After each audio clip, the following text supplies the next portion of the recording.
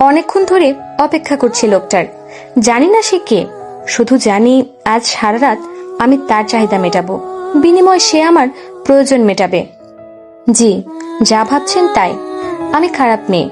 সমাজ আমার মতো মেয়েদের একটা অন্য নামে ডাকে, বেশ্যা অথবা পতিতা। নিজেকে নিয়ে ব্যবসা করা মেয়েদের এই নামেই ডাকে সবাই। এতদিন আমিও ভাবতাম এই মেয়েগুলো হয়তো এতটাই খারাপ বা জঘন্য, তাই নিজেকে অন্য বেগানা পুরুষের সামনে খুলে ধরতেও এদের লজ্জা করে না। তবে আমিও ভুল ছিলাম, বাকি সবার মতো। একটা মেয়ে কতটা অসহায় হলে এই পথ বেছে নেয়, আজ তা উপলব্ধি করতে পারছি হাড়ে হাড়ে। নিজেকে নর্দমার কীট মনে হচ্ছে, তবু আমার কিচ্ছু করার নেই। আমাকে এটা করতেই হবে, না হলে যে সব শেষ হয়ে যাবে। ঘৃণায় আমার পাগুলো ঠান্ডা হয়ে আসছে। সেই কখন থেকে এই জায়গায় দাঁড়িয়ে আছি। জায়গাটাও কিছুটা অন্ধকার, গা ঝমঝম করছে আমার। ধীরে ধীরে রাত বাড়ছে, সময় ক্ষণাচ্ছে আমার কেমন যেন লাগছে। চারদিক যেন ঝাপসা হয়ে আসছে আমার। হুট করে একটা গাড়ি এসে আমার কিছুটা সামনে থামলো। একটা কালো গাড়ি। ভেতরে কে আছে বুঝতে পারছি না, তবে এই গাড়িটা যে আমার জন্য এসেছে সেটা বেশ বুঝতে পারছি। এমনটাই নির্দেশনা পেয়েছিলাম ফোনে। গাড়িটা 2 মিনিট আমার সামনে দাঁড়িয়ে রইল। আমিও সেখানেই ঠায় দাঁড়িয়ে রইলাম। আমার পাগুলো আগাচ্ছে না, তাই নড়তে পারছি না। ঝিম ধরে রয়েছি। গাড়ির সামনের গ্লাসটা একটু খোলা হলো। ভেতর থেকে কেউ জোরে জোরে 2-3 বার হর্ন দিল। আমার পাগুলো তো আগেই ঠান্ডা বরফ হয়ে গেছে। তারপরেও মনকে বুঝ দিয়ে সামনে পা বাড়ালাম।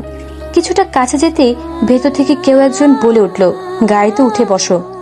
আমি আর অপেক্ষা না করে পেছনের দরজায় হাত দিতেই আবার বলে উঠল, সামনে এসে বসো।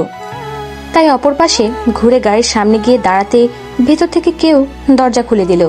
আমি কাউকে দেখলাম না, কিছুই দেখলাম না। চুপচাপ বসে রইলাম। আমার পাশে কেউ একজন গাড়ি চালাচ্ছে। সে কি বা কেমন দেখতে আমার তা দেখতে ইচ্ছে করছে না। আমি ঠায় ঝিম ধরে বসে রইলাম। গাড়ি চলছে গাড়ির মতো। পাশের মানুষটাও আমার সাথে কোনো কথা বলল না, না জিজ্ঞেস করলো আমার নাম। তার কাছে হয়তো আমার নামটা মুখ্য নয়। সে যে কাজে এসেছে হয়তো সেটাই মুখ্য, তাই নাম দিয়ে তার কি আসে যায়। বেশ কিছুক্ষণ গাড়ি চালার পর একটা বাড়ির সামনে গিয়ে থামলো। হর্ন দিতেই ভেতর থেকে কেউ মস্ত বড় দরজা খুলে দিল। গাড়িটা হর্ন হর্ন করে ভেতরে ঢুকে গেল। পাশের মানুষটা গাড়ি থেকে বেরিয়ে গেল। আমি সামনে দেখছি লোকটা আমাকে এভাবে গাড়িতে রেখে বাড়ির ভেতরে চলে গেল, অথচ আমি বসে আছি। আমি কি করব কিছুই বলল না। নামবো না বসে থাকবো, তার পেছনে যাব না তার সাথে যাব, হয়তো বলাটা প্রয়োজন মনে করলো না। আমি তো আর তার কাছে 8-10টা মানুষের মতো নই, একটা বাজে মেয়ে। লোকটা ভেতরে যাওয়ার কিছুক্ষণ পরেই কেউ একজন এসে গাড়ির দরজা খুলে আমাকে বলল, আপনি ভেতরে যান। আমিও তার পথ অনুসরণ করে ভেতরে চলে গেলাম। মস্ত বড় একটা বাড়ি, খুব সুন্দর করে সাজানো। এমন জায়গায় থাকলে যে কারো মন ভালো হয়ে যাবে। তাহলে এই মানুষটা এমন কেন? সে কেন আমাকে আনতে গেল? সে কেন আমার মতো একটা মানুষের কাছে গেল? হুট করে প্রশ্নগুলো মনে আসলো, কিন্তু এসব প্রশ্ন করে কোনো লাভ নেই। আমার প্রয়োজনটা অন্য জায়গায়, আর প্রয়োজন কারো মায়া বোঝে না। আমি চারদিকে দেখতে লাগলাম। কি সুন্দর করে সাজানো, কি সুন্দর করে গোছানো। দেখতে দেখতে কারো একজনের সাথে ধাক্কা খেলাম। ধাক্কা খেয়ে তার শক্ত হয়ে দাঁড়িয়ে রইলাম। সে আমার হাত ধরে হনহন করে আমাকে বাড়ির ভেতরে নিয়ে গেল, তার বেডরুমে নিয়ে গেল। দেখেই বোঝা যাচ্ছে এটা কারো বেডরুম। সে থেকেই বুঝলাম এটা তার বেডরুম। আমি চুপ করে দাঁড়িয়ে রইলাম। সে বলল, তুমি ফ্রেশ হয়ে নিতে পারো, আমার কিছু কাজ আছে, আমি কাজ শেষ করে আসছি। কথাটা বলে সে আমার জবাবের অপেক্ষা না করে চলে গেল। আমি তাকে দেখতেও পারলাম না। কেন যেন খুব ঘৃণা লাগছে চোখ তুলে ওই মানুষটার দিকে তাকাতে। না, তাকে নয়, ঘৃণা লাগছে নিজেকে। তাই চোখ তুলে তাকাতে পারিনি, দেখতে পারিনি কোন মানুষটার হাতে নিজের সর্বনাশ করতে আসলাম। আমি সেখানে ঠায় দাঁড়িয়ে রইলাম। ভাবতে লাগলাম, কি করছি আমি? মনে মনে নিজেকে ধিক্কার দিচ্ছি। একজনেরটাকে আমার হুঁশ ফিরল। ম্যাম শুনছেন? জি বলেন। স্যার এটা আপনার জন্য পাঠিয়েছে, আপনি ফ্রেশ হয়ে পড়ে নিন। আর ডিনারে কি খাবেন? পানি। মানে? গলাটা শুকিয়ে গেছে, একটু পানি হবে প্লিজ। Sure ma'am. মেয়েটা আমাকে পানির গ্লাস এগিয়ে দিতে দিতে আবার বলল, ম্যাম, বললেন না ডিনারে কি খাবেন? আমি আবার ভাবনায় পড়ে গেলাম। মনে মনে ভাবতে লাগলাম, আমি আর কি খাবো? খাবে তো আজ রাতে ওই লোকটা আমায়। মেয়েটার ডাকে আবার ফিরে এলাম। ম্যাম, আবার কি ভাবছেন? না, কিছু না। কি বানাবো আপনার জন্য? আমি কিছুই খাবো না। সে কি কথা? সত্যি খিদে নেই আমার। বুঝতে পেরেছি, লজ্জা পাচ্ছেন। সমস্যা নেই, আমি নিজেই আপনার জন্য স্পেশাল কিছু তৈরি করছি, আপনি ফ্রেশ হয়ে নিন। বলে মেয়েটা চলে গেল। মেয়েটা দেখতে অনেক মায়াবী, খুব লক্ষ্মী বোঝা যাচ্ছে। মেয়েটা চলে যেতেই আমি শাওয়ার নিয়ে এলাম। মেয়েটা আমাকে একটা কালো সিল্কের শাড়ি দিয়ে গেছে।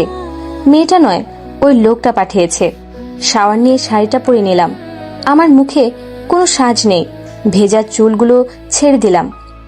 ছোটবেলা থেকেই আমার চুলের অনেক শখ, তাই খুব যত্ন করতাম নিজের চুলের। ভেজা চুলগুলো ছাড়তেই কোমরের নিচে গিয়ে পড়ল। আমার সবচেয়ে পছন্দের জিনিস আমার চুল। সবাই বলে আমার বর নাকি আমার চুলের পাগল হবে, সে নাকি সর্বক্ষণ আমার চুল হাতড়াবে। আমার পোড়া কপালে আর তাজ উঠল না। বাহ, বেশ লাগছে তো দেখতে। পিছনে ঘুরেই দেখলাম ওই মেয়েটা। আমি বললাম, না দেখিয়ে কিভাবে বুঝলেন? যার চুল এত সুন্দর, সে যে কতটা সুন্দর হতে পারে তা বোঝাই যায়। আমি সুন্দর? 1 মিনিট প্লিজ। মেয়েটা আমাকে 1 মিনিট বলে খাবারের ট্রলিটা রেখে কোথায় যেন চলে গেল। 1 মিনিট পরে আবার ফিরে এলো, মনে হয় দৌড়ে এসেছে। দেখি তো। আমি মেয়েটার দিকে তাকাতেই ও আমার কপালে কিছু একটা দিয়ে আমাকে পেছনে ঘুরিয়ে দাঁড় করালো। আয়নায় তাকাতেই দেখলাম মেয়েটা আমাকে ছোট্ট একটা টিপ পরিয়ে দিয়েছে, একটা ছোট্ট কালো টিপ। আমি মেয়েটার কাণ্ডে অবাক হয়ে গেলাম। কালো টিপ আমার খুব পছন্দ।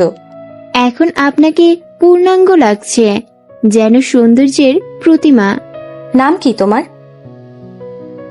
বাহ, খুব সুন্দর। মেয়েটা ওর নামের মতোই মিষ্টি, একদম টুনটুনি পাখির মতো। মেয়েটা আমার কাছে কিছুই জানতে চাইল না। আমি কেন এসেছি বা আমার নাম কি কিছুই জানতে চাইল না। টুনি আমার হাত ধরে আমাকে বসালো, আমাকে খাবার দিয়ে বলল, খান। তোমার স্যার খাবেন না? প্রশ্নটা করে নিজেই অবাক হয়ে গেলাম। কেন করলাম আমি এই প্রশ্নটা?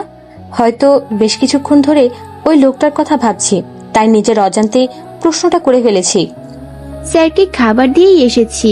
স্যারই বললেন আপনাকে যেন খুব যত্ন করে খাওয়াই। কথাটা শুনে মনে মনে তাচ্ছিল্যের হাসি দিলাম।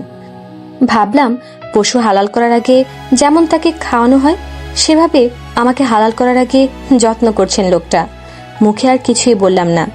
খান না, মাটন কারি স্যারের খুব পছন্দ, ভাবলাম আপনারও হয়তো ভালো লাগবে। টুনি আমাকে খুব যত্ন করে খাওয়ালো, অনেক কথা বলল।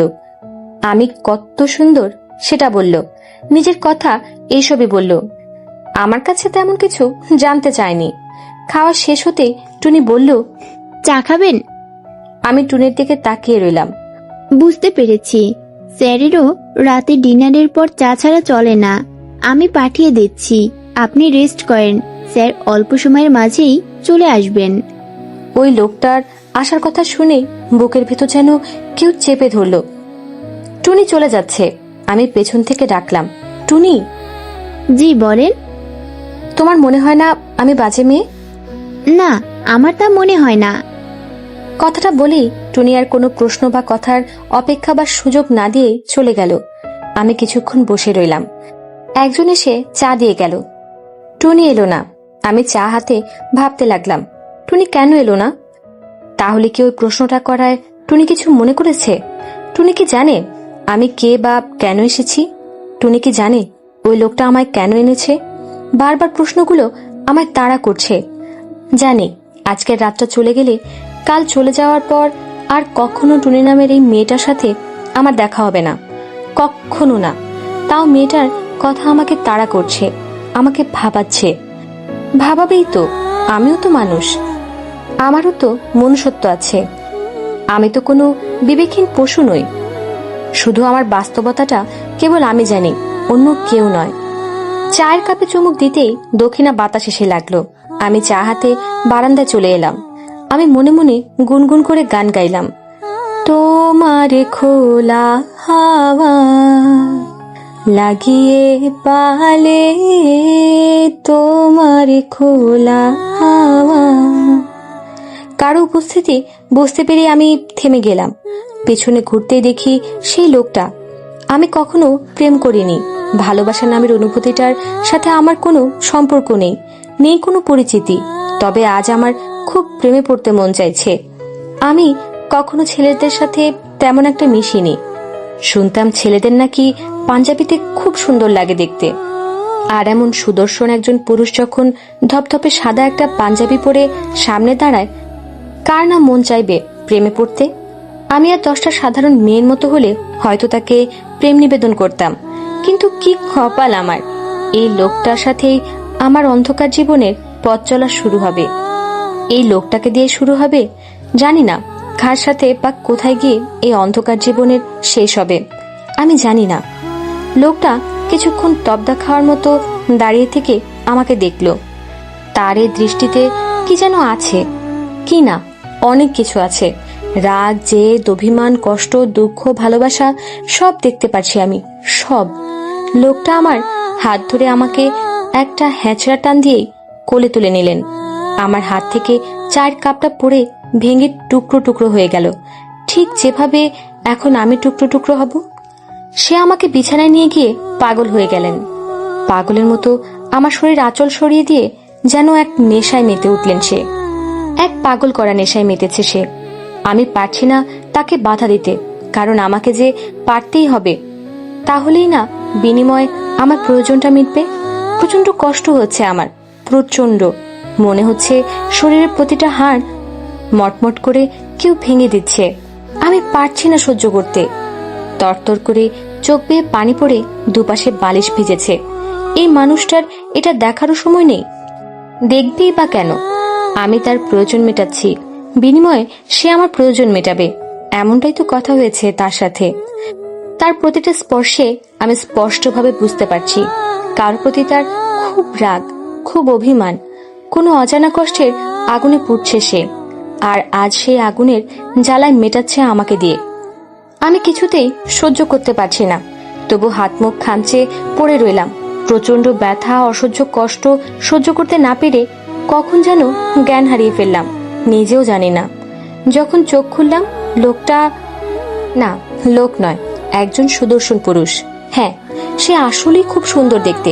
প্রতিটা মেয়ের স্বপ্নের পুরুষগুলো যেমন, তার চাইতেও বেশি সুন্দর সে। প্রথম কাল রাতে তাকে দেখে যেন আমি থমকে গিয়েছিলাম। এই মুহূর্তে সে আমার পাশেই শুয়ে আছে। আমি তাকে দেখছি, কিছুতেই চোখ ফেরাতে পারছি না। একটা সময় এমন একটা মানুষের স্বপ্ন আমিও দেখতাম, তবে আজ সেই স্বপ্নটা কেবল স্বপ্নই, কারণ আমার জীবনের বাস্তবতাটা যে পাল্টে গেছে। আমি আজ থেকে 8-10টা সাধারণ মেয়ের মতো নই। নষ্ট গলির নষ্ট মেয়েদের খাতায় নাম লিখিয়েছি আমি। সবেমাত্র সকাল হয়েছে, এখনই চলে যাওয়া ভালো হবে। আমার তো অনেক কাজ বাকি, আবার নতুন কোনো ব্যবস্থা করা লাগবে। এটাই এখন আমার বাস্তবতা। লোকটাকে ডাকার আর কোনো প্রয়োজন নেই। উঠে বসতেই বিছানার পাশের বেডসাইড টেবিলের উপর একটা খাম রাখা, উপরে লেখা পেমেন্ট। আমার বুঝতে বাকি রইল না, এটা আমার পেমেন্ট। কাল রাতের জন্য আমার দাম এটা। আমি তার প্রয়োজন মিটিয়ে দিয়েছি, আর সে আমার প্রয়োজন। আমি রুম থেকে বেরোতে নিলেই থমকে গেলাম। রেনু, আমার নাম ধরে কেউ ডাকলো। এখানে আমার নাম ধরে কে ডাকবে? পিছনে ঘুরতেই দেখলাম লোকটা দাঁড়িয়ে আছে। আপনি আমার নাম জানেন? সে আমার প্রশ্নের কোনো জবাব না দিয়ে উঠে আমার কাছাকাছি চলে এলেন। উনি যা বলল তার কথায় আমি আরো অবাক হলাম। তুমি অন্য কারো কাছে যাবে না, ড্রাইভার তোমাকে নামিয়ে দিয়ে আসবে, আবার রাতে নিয়ে আসবে। কখন আনতে যাবে সময়টা বলে দিও। আমি একাই যেতে পারবো, গাড়ি লাগবে না। যা বলছি তাই করো, অন্য কারো কাছে যাবে না তুমি। আমি আর তার কোনো কথার জবাব দিতে পারলাম না, বেরিয়ে এলাম। সারা রাস্তা এক অজানা ভাবনায় বিভোর ছিলাম। এই লোকটাই কি কাল রাতে সেই পাষাণ লোকটা? কিছুতেই হিসেব মেলাতে পারছি না। কিছু মুহূর্তের মাঝে মানুষ এভাবে কিভাবে পাল্টে যায় আমি যে চিনতেই পারছি না। ভাইয়া এখানেই থামান। এখানে? জি। ম্যাম, স্যার জেনে নিতে বলেছে আপনাকে কখন নিতে আসবো, আর এখান থেকে কি নিয়ে যাব আবার? আপনার স্যারকে বলবেন আমি নিজেই চলে যেতে পারবো, আমার জন্য শুধু শুধু কষ্ট করে গাড়ি পাঠানো লাগবে না বলেই আমি গাড়ি থেকে বেরিয়ে গেলাম। আর অপেক্ষা করলাম না, ইচ্ছা করে গলির মাথায় নেমে গেছি। বাড়ি চিনাইনি, কারণ আমি চাই না আমার বাস্তব জীবনে আমার অন্ধকার কালো জীবনের কোনো ছায়া নামুক। গলির মোড় থেকে নাস্তা নিয়ে বাসায় ঢুকলাম। কি রে মা, এত দেরি করলে যে? প্রথম দিন তো মা, তাই সময় অ্যাডজাস্ট করতে একটু সময় লেগে গেল। ধীরে ধীরে ঠিক হয়ে যাবে। চাকরিটা ভালো তো মা? মানুষগুলো ভালো তো? সবাই ভালো মা, চাকরিটাও ভালো। বাবা কই, ঘুম থেকে উঠেছে? না, ওঠেনি। কাল রাতে তো ঘুমাচ্ছিলই না। সে কি, কেন? আমাকে কল দাওনি কেন? কল দিতে চেয়েছিলাম, পরে ভাবলাম নতুন চাকরি, যদি তোর সমস্যা হয় এটা ভেবেই দেইনি। তোর জন্য তার মনটা কেমন যেন করছিল, বারবার বলছিল আমার রেনুটা ঠিক আছে তো, ওর কোনো বিপদ হয়নি তো। আমি অনেক বুঝিয়ে সুঝিয়ে তাকে ঘুম পাড়িয়েছি। এখন তোর চাকরিটাই তো আমাদের শেষ সম্বল রে মা। জানি মা, তুমি দেখো সব ঠিক হয়ে যাবে। এই নাও ধরো। এসব কি? গলির মোড় থেকে রুটি ভাজি নিয়ে এলাম। অনু আর তনুকে নাস্তা করিয়ে দিও, সাথে তুমিও খেয়ে নিও। ঠিক মতো তো খাও না। আর কয়টা দিন মা, তারপর দেখো আর কোনো কষ্ট থাকবে না। আল্লাহ যেন তাই করে রে মা। তাই হবে, দেখে নিও। আমি যাই, একটু ঘুমাবো, অনেক ক্লান্ত লাগছে মা। সে কি, তুই খাবি না মা? আমি খেয়েছি মা, ক্ষুধা নেই। তোমরা খেয়ে নাও, আমি একটু ঘুমাই। মাকে কোনো রকম বুঝ দিয়ে আমি গোসলে ঢুকলাম। বাথরুমে ঢুকেই ঝর্ণা ছেড়ে দিয়ে বুক দাপড়ে চিৎকার করতে লাগলাম। ঝর্ণার পানির শব্দের জন্য আমার চিৎকারের শব্দগুলো এই চার দেয়ালেই সীমাবদ্ধ রয়ে গেল। আর শব্দ বাইরে গেলেও কেউ তেমন একটা শুনতে পাবে না। রুম থেকে বাথরুমের দূরত্ব আছে। রুমটা ছাদের অন্য পাশে হওয়ায় এতদিন খুব কষ্ট হতো, নিজের কাছে খারাপ লাগতো। কিন্তু আজ মনে হচ্ছে দূরত্বটা থাকায় ভালোই হয়েছে। কেউ আমার অসহায়ত্বের চিৎকারগুলো শুনতে পাবে না। অনেকক্ষণ সময় নিয়ে গায়ে পানি ঢালছি, কিন্তু কি হবে এত পানি ঢেলে? কলঙ্ক যে আমার আত্মায় লেগেছে।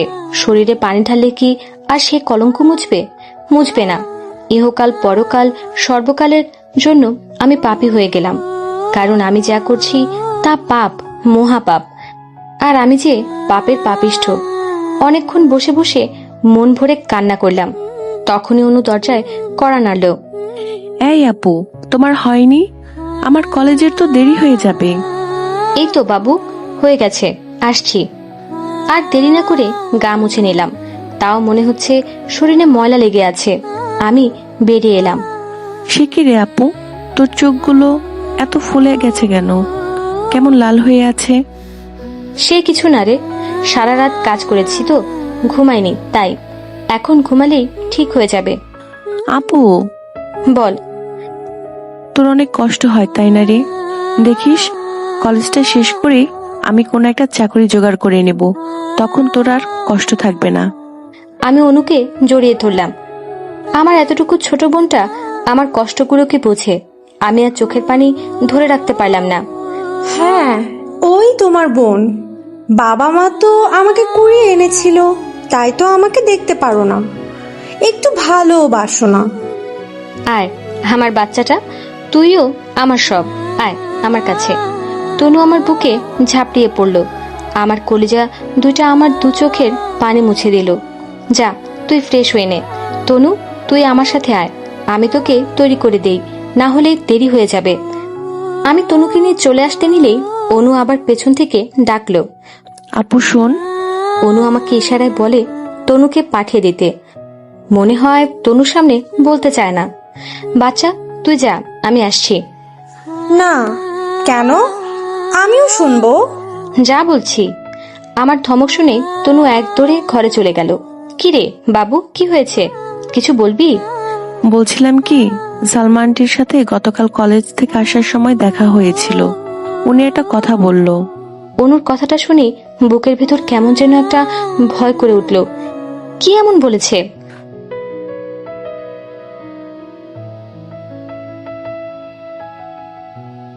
আমাদের প্রেমের কথা চ্যানেলটির সকল প্রকারের পাঠ গল্প দেখতে আমাদের চ্যানেলটি সাবস্ক্রাইব করে পাশে থাকা বেল আইকনে ক্লিক করুন। অনুর কথাটা শুনে বুকের ভেতর কেমন যেন একটা ভয় করে উঠল। কি এমন বলেছে? সালমানটি বলছে সামিরাকে পড়ানোর জন্য সপ্তাহে 4 দিন পড়ালেই হবে, 3000 করে দিবে বলেছে। আপু আমি পড়াই, এতে তোকেও একটু হেল্প করতে পারবো, আমার কলেজের খরচ কিছুটা হয়ে যাবে। আপু প্লিজ না করিস না, আমি আম্মুকেও বলিনি, তুই অনুমতি দিলেই বলবো ভেবেছি। আমি অনুর দিকে তাকিয়ে রইলাম। আমার ছোট্ট বোনটা আমাকে হেল্প করার জন্য কত চেষ্টা করছে, কিভাবে ওকে না করি? অনু আমাকে ঝাঁকি দিয়ে বলল, এই আপু বল না। আমি অনুর কপালে একটা চুমু দিয়ে বললাম, পড়া আমি মাকে বলে দেব, মা যেন আপত্তি না করে। অনু খুশিতে আমাকে জড়িয়ে ধরল। Thank you thank you thank you so much আপু। আমার বুক ফেটে আবার চিৎকার আসছে। এখনো মনে আছে আমার, আমি যখন কলেজে ভর্তি হলাম, পাশের ফ্ল্যাটের সানোয়ারা আন্টি আমাকে বলেছিল ওনার ছেলে তামিমকে পড়ানোর জন্য। তামিম আমার ফ্যান ছিল রীতিমতো, বেশি সময় আমাদের বাসায় থাকতো। আর রেনু আপু বলতে বলতে অস্থির ছিল ছেলেটা। আমি অনেক খুশি হয়েছিলাম আমি কাউকে পড়াবো। ছেলেবেলা থেকে পড়ালেখায় ভালো ছিলাম, আমার যোগ্যতার জন্য আন্টি আমাকে বলেছিল পড়াতে। আর তামিম আমার কথাও শুনতো। যখন বাবাকে বললাম, বাবা যেন আকাশ থেকে পড়লো, বলল কোনো দরকার নেই, পড়ার ক্ষতি হবে। বাবা না করায় আমার অনেক মন খারাপ হয়ে যায়। 2 দিন বাবার সাথে কথা বলিনি। তারপর যখন মাকে ডাকতে মা বাবার রুমে গেলাম, তখন দরজার এপাশে দাঁড়িয়ে বাবার কথাগুলো শুনেই নিজের মাঝে অপরাধ বোধ কাজ করছিল। বাবার কথাগুলো ছিল, রেনুর মা, রেনু খেয়েছে? না এখনো খাইনি। আপনি কেন ওকে অনুমতি দিচ্ছেন না? মেয়েটা পড়াতে চায়, পড়াক না, সমস্যা কোথায়?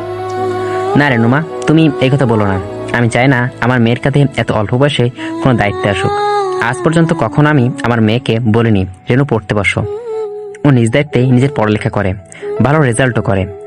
পড়ালে ওর মাথায় দায়িত্বের চিন্তা থাকবে, নিজের পড়ালেখার কথা বাদ দিয়ে টাইমের রেজাল্টের চিন্তা করবে। আমি চাই না আমার রেনু এমন কাজ কষ্টে কাঁধে নিক। ওদের জন্য যাই হোক আমি করব। রেনুমা, আল্লাহ তো আমাকে রহমত সম্পূর্ণ রূপ 3 কন্যা দিয়েছেন জানো তো রেনুমা। আমি আমার মেয়ের নিজের পায়ে দাঁড় করাতে পারছি, ওদের নিয়ে চাকরি করাতে নয়। আমার মেয়েগুলো মানুষের মতো মানুষ হবে, ভালো পাত্র দেখে ওদের পাত্রহস্ত করব, তারপর আল্লাহর কাছে চলে যাব। আর কি চাই বলো? কি দেখছি ভাবে? কত মানুষ আছে একটা মেয়েকেই বোঝা মনে করে, সেখানে আপনি 3টা মেয়েকে এত ভালোবাসেন। আপনাকে যত দেখি অবাক লাগে। সে কি বলছো? ওরা তো আল্লাহর রহমত, আর আমার রেনু তো আল্লাহর সর্বশ্রেষ্ঠ রহমত। আমার রেনুর মতো মেয়ে হয় নাকি? ওর তো আমার আদর্শ সন্তান। বাবার কথাগুলো শুনে নিজেকে আর ধরে রাখতে পারিনি। ভেতরে গিয়ে বাবাকে ধরে হাউমাউ করে কান্না করে দিয়ে, না খেয়েছিলাম বলে বাবা নিজের হাতে আমাকে ভাত খাইয়ে দিয়েছিল। কাঁধে মা হাত রাখতে বাস্তবতায় ফিরে এলাম। কি রে রেনু? আমি মাকে জড়িয়ে ধরলাম। কি হয়েছে মা? মাগু, আমার অনুটা যে বড় হয়ে গেছে, অনেক বড় হয়ে গেছে। কি হয়েছে? কাঁদছিস কেন? আমাকে বল কি হয়েছে। আমি মাকে অনু টিউশনির কথা বললাম। মা নিজেও আপত্তি করলো না, বরং খুশি হলো। অনুটার কলেজের অনেক খরচ, ও নিজেও নিজেরটা কিছুটা দেখে নিতে পারবে। বিছানায় গা এলিয়ে দিতেই ঘুমে চোখ বুজে এলো। অনেক ক্লান্ত লাগছে, ক্লান্তিতে যেন শরীর ভেঙে আসছে। আর কিছু ভাবতে পারছি না। চোখ বোঝার সাথে সাথে গভীর ঘুমে তলিয়ে গেলাম। সন্ধ্যার সময় তড়িঘড়ি করে উঠে বসলাম। মাগরিবের আজান শুনতে পাচ্ছি। মা, এই মা। উঠে গিয়ে দেখি মা কি যেন বানাচ্ছে। কাছে যেতেই বলল, কি রে, ঘুম হলো? তুমি আমাকে ডাকুনি কেন? আমি সারাদিন ঘুমিয়েছিলাম, এটা কি ঠিক হলো? মার সাথে কথা বলতে বলতে মুখ হাত ধুয়ে নিলাম। তুই অনেক ক্লান্ত ছিলি যে, মাথায় ডাক দিইনি। তুই আরাম করে ঘুমাচ্ছিলি যে, তা দেখে আর ডাকতে মন চায়নি। বাবা উঠেছে মা? হ্যাঁ উঠেছে, তোর জন্য অপেক্ষা করছে। তুই যা, আমি তোর জন্য খাবার নিয়ে আসছি। আমাকে দেখে বাবার মুখে হাসি ফুটে উঠল। বাবা হাত দিয়ে ইশারা করে আমাকে কাছে আসতে বলল। আমি বাবার বুকে মাথাটা রাখলাম। আমি ছোটবেলা থেকে বাবার অফিসের থেকে এলেই বাবার বুকে মাথা রাখতাম। আমি জানি বাবা অনেক ভালোবাসে আমি এভাবে তার বুকে মাথা রাখলে। কেমন আছো বাবা? ভালো রে মা, তুই কেমন আছিস? ভালো আছি বাবা। রেনু, হ্যাঁ বাবা বলো। তোর খুব কষ্ট হয় না রে মা? না বাবা, কি বলছো এসব?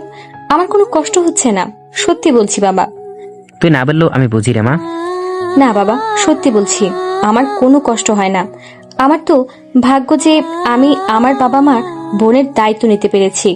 বাবার চোখ বেয়ে পানি গড়িয়ে পড়ল। ওগো তুমি কেঁদো না, তুমি কাঁদলে যে মেয়েটার কষ্ট হবে। ও আমাদের ভালো রাখার জন্য কত চেষ্টা করে যাচ্ছে। নে মা, তুই খেয়ে নে। না, কাচ্ছে না রেনু মা, নে মা তুই খা। বাবার চোখ মুছে দিয়ে বললাম, হা করো বাবা। আমি খেয়েছি, তুই খা মা। হা করো বলছি। বাবাকে খাইয়ে দিয়ে সাথে আমিও খেয়ে নিলাম। বাবার সাথে অনেকক্ষণ গল্প করলাম। বাবার সাথে কথা বললে আমার মন হালকা হয়ে যায়। আমি আমার সব দুঃখ কষ্ট ভুলে যাই, যেমন এখন ভুলে যাচ্ছি। বাবার সাথে কথা বলতে বলতে কখন যে রাত 8টা বেজে গেল খেয়ালই করতে পারিনি।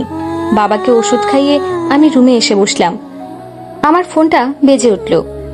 কানে ধরতে ওপাশ থেকে কিছু কথা বলল। আমি চুপচাপ শুনে গেলাম। হুহা কিছুই বললাম না। কথা শুনে ফোনটা রেখে দিলাম। মা এসে আমাকে কিছু ভাবতে দেখে কিছু না বলেই চলে গেল। আবার কিছুক্ষণ পর এলো। আবার কিছু না বলেই চলে যেতে নিলেই আমি মাকে ডাকলাম, মা। হ্যাঁ, এদিকে আসো। মা কাছে আসতে মার হাত ধরে মাকে পাশে বসালাম। কিছু বলবা মা? না মানে? মা, আমার কাছে সংকোচ করছো? বলো না, কি বলবে? না রে মা, আসলে ঘরে কিছু নেই যে কাল রান্না করব, আর কোনো টাকা পয়সাও নেই। তাই তোর কাছে কি কোনো... তুমি বসো। আমি উঠে গিয়ে ব্যাগ থেকে কিছু টাকা বের করে মার সামনে ধরলাম। মাকে টাকাগুলো দিতে গিয়ে আমার ভেতর থেকে কাঁপছিল, তবু হাতটা কাঁপেনি। আমি কাঁপতে দেইনি, না হলে যে আমার মা আন্দাজ করে ফেলবে তার মেয়ের কষ্টগুলো। আমাকে যে এখন শক্ত থাকতে হবে। টাকাগুলো দেখে মা অবাক হয়ে আমার দিকে তাকায়। আমি মার হাতে টাকাগুলো গুজে দিলাম। মা গুনে দেখলো 5,000 টাকা। এত টাকা কোথায় পেলি তুই? ধার করেছি মা, বেতন পেলে দিয়ে দিব বলেছি। তুমি চিন্তা করো না, আমি সব সামলে নেব। মা আমার কপালে একটা চুমু এঁকে দিল। আমি তোর জন্য খাবার রেডি করে রেখেছি, নিয়ে যাবে। না মা, লাগবে না, অফিস থেকে খাওয়ায়। মা চলে যেতেই আমি আবার ভাবনায় ডুবে গেলাম। আমার অন্ধকার জীবন আমার জন্য অপেক্ষা করছে।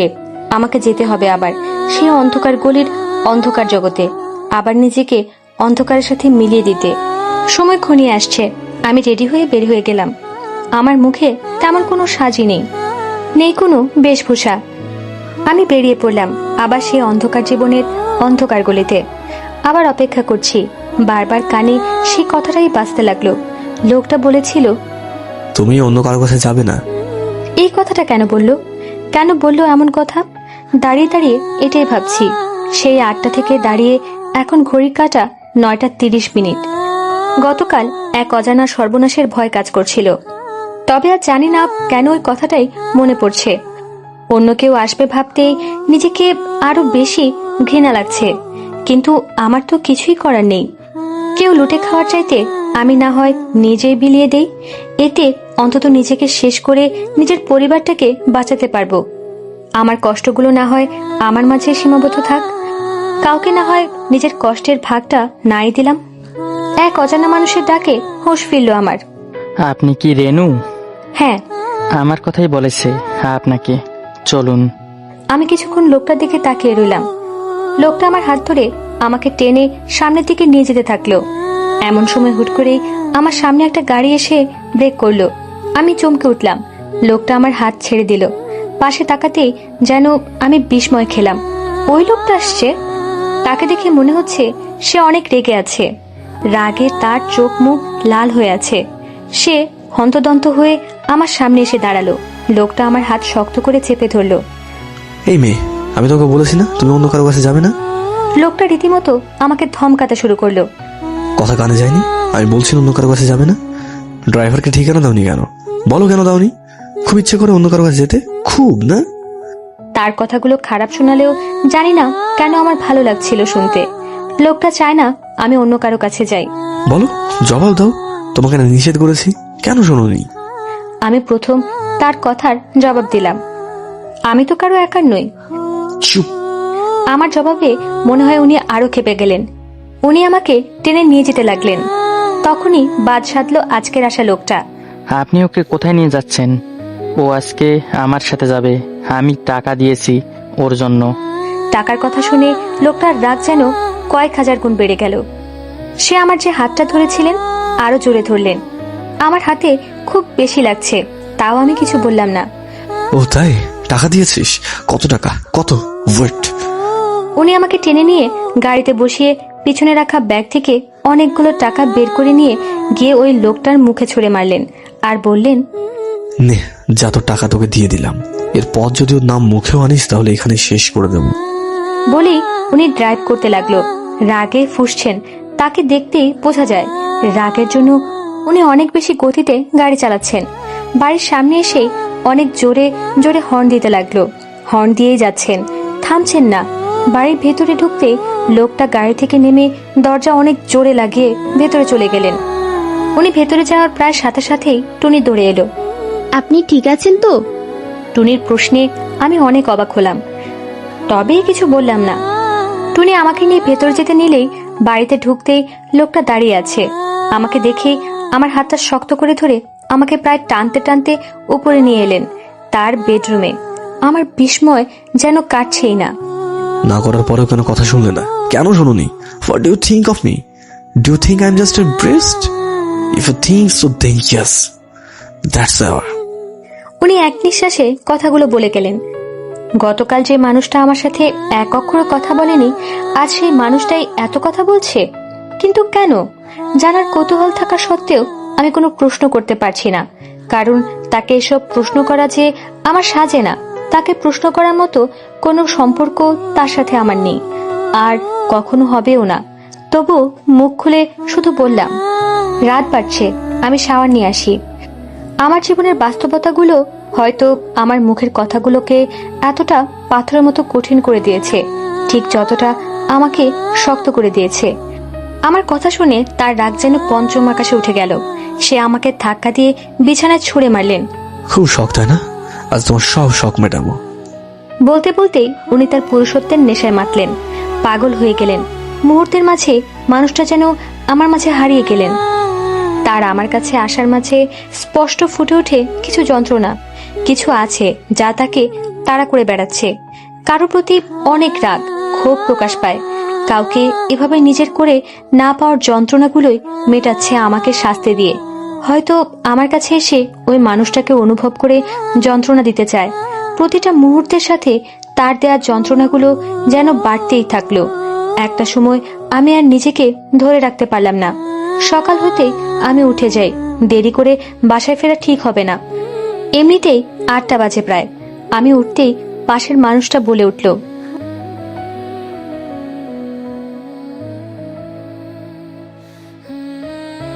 আমাদের প্রেমের কথা চ্যানেলটির সকল প্রকারের পাঠ গল্প দেখতে আমাদের চ্যানেলটি সাবস্ক্রাইব করে পাশে থাকা বেল আইকনে ক্লিক করুন। সকাল হতেই আমি উঠে যাই, দেরি করে বাসায় ফেরা ঠিক হবে না। এমনিতেই 8টা বাজে প্রায়। আমি উঠতেই পাশের মানুষটা বলে উঠল, গুড মর্নিং। তার এভাবে গুড মর্নিং বলায় অবাক হলাম আমি, তবে মনে মনে হাসলাম। আমার জন্য আবার গুড মর্নিং? আমি তার সাথে তেমন একটা কথা বলি না, জানি না কেন বলার প্রয়োজন মনে হচ্ছে না। তার সাথে তো আমার কথার সম্পর্ক নয়, হয়তো তাই একটা জড়তা কাজ করছে। কারণ এই মানুষটাই পৃথিবীতে একজন যে আমার জীবনের কালো অধ্যায়ের সাথে সংযুক্ত। তাই পারি না তার সাথে কথা বলতে। তবে একটা সময় আমি অনেক কথা বলতাম। তাই তো বাবা শখ করে আমার নাম দিয়েছিল শখের তোতা পাখি। আমি আমার বাবার শখের তোতা পাখি, কারণ আমি কথা বলতে অনেক ভালোবাসি। অনেক কথা বলি আমি, না ভুল বললাম, অনেক কথা বলতাম। এখন আর আগের মতো কথা বলা হয় না, কারণ আমার কথা শুনবে এমন কেউ নেই। সবাই চায় দেহটাকে, কথা শুনতে কেউ চায় না। এটাই বাস্তবতা। চলো, আমি তোমাকে নামিয়ে দিয়ে আসবো। প্রয়োজন নেই, আমি একাই চলে যেতে পারবো। উনি আমার খানিকটা কাছাকাছি এসে বললেন, একদম রাগাবানা বলে দিচ্ছি, বলেই সে বেরিয়ে গেল। খানিকক্ষণ পর আমিও নেমে এলাম। আমাকে নামতে দেখে টুনি আমার কাছে ছুটে এলো। স্যার গাড়িতে আপনার জন্য অপেক্ষা করছেন। টুনি আমাকে গাড়ি পর্যন্ত এগিয়ে দিল। গাড়িতে উঠে বসতেই সে ড্রাইভিং শুরু করলো। আজকেও গলির মোড়ে আসতেই আমি থামতে বললাম। এখানে? হ্যাঁ, বাকিটা আমি নিজে যেতে পারবো। আর একটু এগিয়ে দিই? না, আমার অন্ধকার জীবনের সীমানা এ পর্যন্তই, এরপর যাওয়া অনুমতি নেই।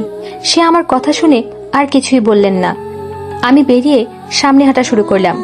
বারবার মনে হচ্ছিল একবার পিছনে ফিরে তাকাই, কিন্তু না, ওই জীবনের কোনো মায়া থাকতে নেই। হুট করে পেছন থেকে কে ডাকলো। রেনু। আমি তার এক ডাকেই পিছনে ফিরে তাকালাম। আমি অয়ন চৌধুরী। প্রথম আমি তার নাম শুনলাম, তবে আমি কিছুই বললাম না। আবার ঘুরে বাসায় চলে এলাম। এত ক্লান্ত লাগছে, প্রতিটা সিঁড়ি উপরে উঠতে অনেক বেশি কষ্ট হচ্ছিল। মনে হচ্ছিল যেন এখানেই থেমে যায়। শরীরটা আর সঙ্গ দিতে পারছিল না। আমাকে দেখেই তনু চিৎকার করে উঠল। মা, আপু এসেছে। তনু এসে আমাকে জড়িয়ে ধরল। তুমি কি অনেক ক্লান্ত আপু? না রে বাচ্চা। না বললেই হলো, তোমাকে দেখে বোঝা যাচ্ছে তুমি অনেক ক্লান্ত। কি রে মা, অফিসে কি অনেক বেশি কাজ করায় তোকে দিয়ে? না মা, আসলে নাইট ডিউটি তো, তাই একটু বেশি ক্লান্তি ধরে ফেলে, আর কিছু না। আচ্ছা, গোসল দিয়ে আয়, আমি খাবার দিচ্ছি। না মা, আমি খাবো না, একটু ঘুমাবো। বলেই গোসল করে বিছানায় গা এলিয়ে দিলাম। বিছানায় গা এলিয়ে দিতেই নিজেকে হালকা লাগছে। চোখ বন্ধ করতেই কানে শুনতে পেলাম, রেনু, আমি অয়ন চৌধুরী। কখন যেন ঘুমিয়ে পড়লাম। আজ বিকেল বিকেলেই ঘুম ভেঙে গেল আমার। নিজেকে খুব ফুরফুরে লাগছে, জানি না কেন, তবুও ভালো লাগছে নিজের কাছে। উঠে মুখ হাত ধুয়ে ছাদে চলে গেলাম।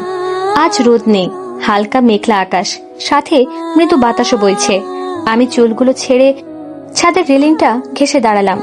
মৃদু বাতাসে আমার চুলগুলো দোল খেতে লাগলো। আমি বুক ভরে নিঃশ্বাস নিতে লাগলাম, যেন প্রতিটা নিঃশ্বাসের সাথে আমার ভেতরটাকে ঠান্ডা করে দিয়ে যাচ্ছে। আজ অনেক অনেক অনেক দিন পর আমি এভাবে উপভোগ করছি। যখন আমার মন ভালো থাকে, তখন আনমনেই আমার মুখ দিয়ে গান বেরিয়ে আসে, যেমন এখন আমি গাইছি। আমারও পরানো যাহা যায়, তুমি তাই গো, আমারও পরানো যাহা যায়। বাহ, কতদিন পর আমার মেয়ে গান গাইছে। মার ডাকে আমি ফিরে এলাম আমার ভাবনার জগৎ থেকে। মাকে দেখে হেসে দিলাম। থামলি কেন, গা। আবার অন্য একদিন গাইবো। মা আমার দিকে চায়ের কাপটা এগিয়ে দিল। এই নে চা। তুমি কিভাবে বুঝলে? আমার মেয়েটা আমাদের সব প্রয়োজন দেখছে, আর আমি তার এতটুকু প্রয়োজন বুঝবো না? তা না হলে কিসের মা হলাম? কথাটা বলেই মা পাশে রাখা চৌকিটাতে বসলেন। মাকে দেখে বোঝা যাচ্ছে তার হয়তো মন খারাপ। আমিও গিয়ে মার পাশে বসলাম। কি গো মা, কি হয়েছে, কি ভাবছো? জানিস তো মা, খুব মন খারাপ লাগে। তোদের জন্য কিছুই করতে পারছি না। তুই একাই কত কষ্ট করছিস। আমি মাকে আলতো করে জড়িয়ে ধরলাম। দেখো মা, একদিন সব ঠিক হয়ে যাবে, আমরা অনেক ভালো থাকবো। বিকেলটা আমি ছাদের এই কোণাটায় বসেই কাটিয়ে দিলাম। ছাদের সাথে আমার সম্পর্কটা অনেক নিবিড়। বিকেলের এই সময়টা আমি এখানেই কাটাতে ভালোবাসতাম। আজ অনেকদিন পর আবার এভাবে সময় কাটাচ্ছি। আবার এভাবে কখনো নিজেকে সময় দিতে পারবো ভাবিনি। বিকেল ঘনিয়ে কখন যেন সন্ধ্যা হয়ে চারদিক কিছুটা অন্ধকারাচ্ছন্ন হয়ে এসেছে, খেয়াল করিনি। মায়ের ডাকেই আমার খেয়াল হলো। আসছি মা। ডেকেছিলে মা? সন্ধ্যা হয়ে গেছে, খাওয়া লাগবে না তোর? খাবো তো। কখন খাবি শুনি? তুমি যখন দিবে তখনই, বলে হেসে দিলাম। যা, তোর বাবার কাছে গিয়ে বস, আমি খাবার নিয়ে আসছি। আমি বাবার কাছে গিয়ে বসলাম। আমাকে দেখলেই বাবার মুখে সুখের হাসি ফুটে ওঠে। এই হাসিটা দেখলেই আমি আমার সব কষ্ট ভুলে যাই। বাবা, তোমার মাথায় তেল দিয়ে দিই? না রে মা, লাগবে না। বললেই হলো লাগবে না? একদিন তোমার মাথায় তেল দিয়ে দেই না। বলতে বলতেই বাবার মাথাটা নিজের কোলে নিয়ে খুব যত্ন করে তেল দিয়ে দিতে লাগলাম। তখনই মা আসে ভাত নিয়ে। সে কি, মেয়েটা সারাদিন কিছু খায়নি, এখন একটু খাবে আর তুমি ওকে দিয়ে মাথায় তেল দেওয়াচ্ছ। মা, তুমি বাবাকে এভাবে বলবে না। আমি বলেছি দিয়ে দিব।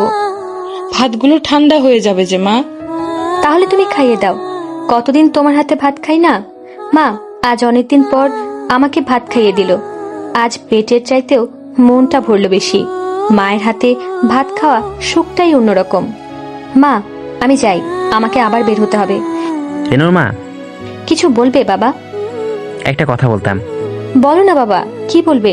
বলছিলাম কি, তুই অফিসে বলে দেখতে যদি তোকে সকালে শিফটে দেয়, এভাবে রাত জেগে কাজ করলে তো তুই অসুস্থ হয়ে পড়বি মা। আমার জন্য বাবা কত চিন্তা করে। ভেতরে ভেতরে অনেক অপরাধবোধ কাজ করে আমার। পারছি না, তাও সহ্য করা লাগছে।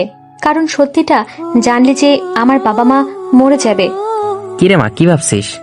মাত্রই তো জয়েন করলাম, কিছুদিন যাক, তারপর না হয় বলে দেখবো। আচ্ছা যা মা, তৈরি হয়ে নে। 8টার মাঝেই আমি বেরিয়ে পড়লাম। রাস্তায় জ্যামও থাকে, এতটা পথ যেতেও তো সময় লাগবে। ভাবছি আর হাঁটছি। হাঁটতে হাঁটতে গলির মোড়ে এসে থমকে গেলাম। আমি ঠিক দেখছি তো? চোখ বন্ধ করে আবার তাকালাম। না, ঠিকই দেখছি। মানুষটা গাড়ি নিয়ে আমার জন্য অপেক্ষা করছে। আমাকে কাছাকাছি আসতে দেখি সে গাড়ি থেকে নামলেন। আমি তার সামনে গিয়ে নিশ্চুপ হয়ে দাঁড়িয়ে রইলাম। তাকে কি বলবো? আমাকে অবাক করে দিয়ে সে নিজেই বলল, তুমি তো সকালে এখানেই নামলে, বাসা তো চিনি না, তাই ভাবলাম হয়তো এখান দিয়ে আসবে, তাই এখানে অপেক্ষা করলাম। আমি কিছু বললাম না। সে আমাকে আবার অবাক করে দিয়ে গিয়ে গাড়ির দরজা খুলে দিলেন। বসো। আমি তার বাধ্যগতভাবে বসে পড়লাম। সে আমাকে নিয়ে বাসায় চলে এলেন। টুনি আমাকে দেখেই হেসে দিল। আমি তার রুমে গিয়ে তার জন্য অপেক্ষা করতে লাগলাম। অপেক্ষা তো বাহানা, আমি তো তার চিন্তায় মগ্ন ছিলাম। তার আচরণগুলো কিছুতেই মিলাতে পারছি না। সে কখনো পাথরের মতো শক্ত, কখনো পানির মতো স্বচ্ছ। কিছুতেই বুঝতে পারছি না তার হিসেবটা যে কিছুতেই মিলাতে পারছি না। সে কেন আমার বোঝার বাইরে, কেন পারছি না আমি তাকে বুঝতে। তখনই সে আসলো, তার সাথে আরো দুজন।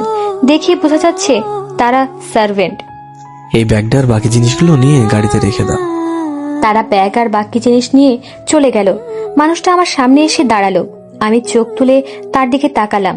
তার চাহনিতে কি যেন আছে। আমি হারিয়ে যাচ্ছিলাম। আমি বিজনেসের কাজে দেশের বাইরে যাচ্ছি, ফিরতে বেশ কিছুদিন সময় লাগবে। আর আমি না ফেরা পর্যন্ত তুমি এখানে থাকবে, অন্য কারো কাছে যাবে না বলে দিলাম। ড্রাইভার তোমাকে নিয়ে আসবে, তারপর সকালে দিয়ে আসবে। কথা যদি এদিক সেদিক হয় তাহলে সেখানেই শেষ করে দেবো। কথাটা মনে থাকবে তো? আমি মুখে কিছু বললাম না, শুধু মাথা ঝাঁকিয়ে সায় দিলাম, মনে থাকবে। এটা রাখো, এখানে যা আছে তা দিয়ে আমি আসা পর্যন্ত তোমার চলতে কোনো সমস্যা হবে না। আর যতদিন আমি না আসবো, প্রয়োজনে প্রতিদিন তুমি রাতে এখানেই থাকবে। আমি ফোন দিয়ে খবর নেব, কথা যেন নড়চড় না হয়। আমি আসি, সাবধানে থেকো। আমি দাঁড়ানো থেকে বিছানায় বসে পড়লাম। সে আমাকে কথাগুলো বলেই বেরিয়ে যেতে নিয়ে আবার ফিরে এলেন। হুট করে আমাকে আমার একদম কাছাকাছি চলে এলেন। মাথা নিচু করে আমার কপালে আলতো করে একটা চুমু এঁকে দিলেন আর বললেন, নিজের খেয়াল রেখো। বলেই একটা হাসি দিয়ে সে বেরিয়ে গেলেন। আমি তার যাওয়ার দিকে তাকিয়ে রইলাম।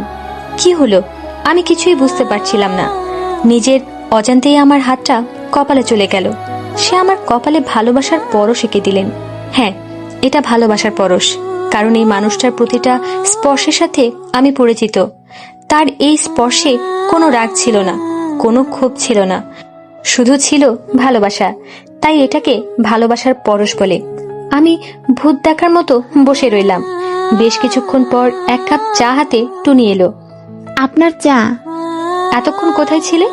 স্যারের স্টাডি রুম গোছাচ্ছিলাম। সারাদিন কাজ করেছেন তো, তাই এলোমেলো হয়েছিল। স্যার প্রতিবারই কোনো বিজনেস ট্যুরে যাওয়ার আগে এমনটা হয়।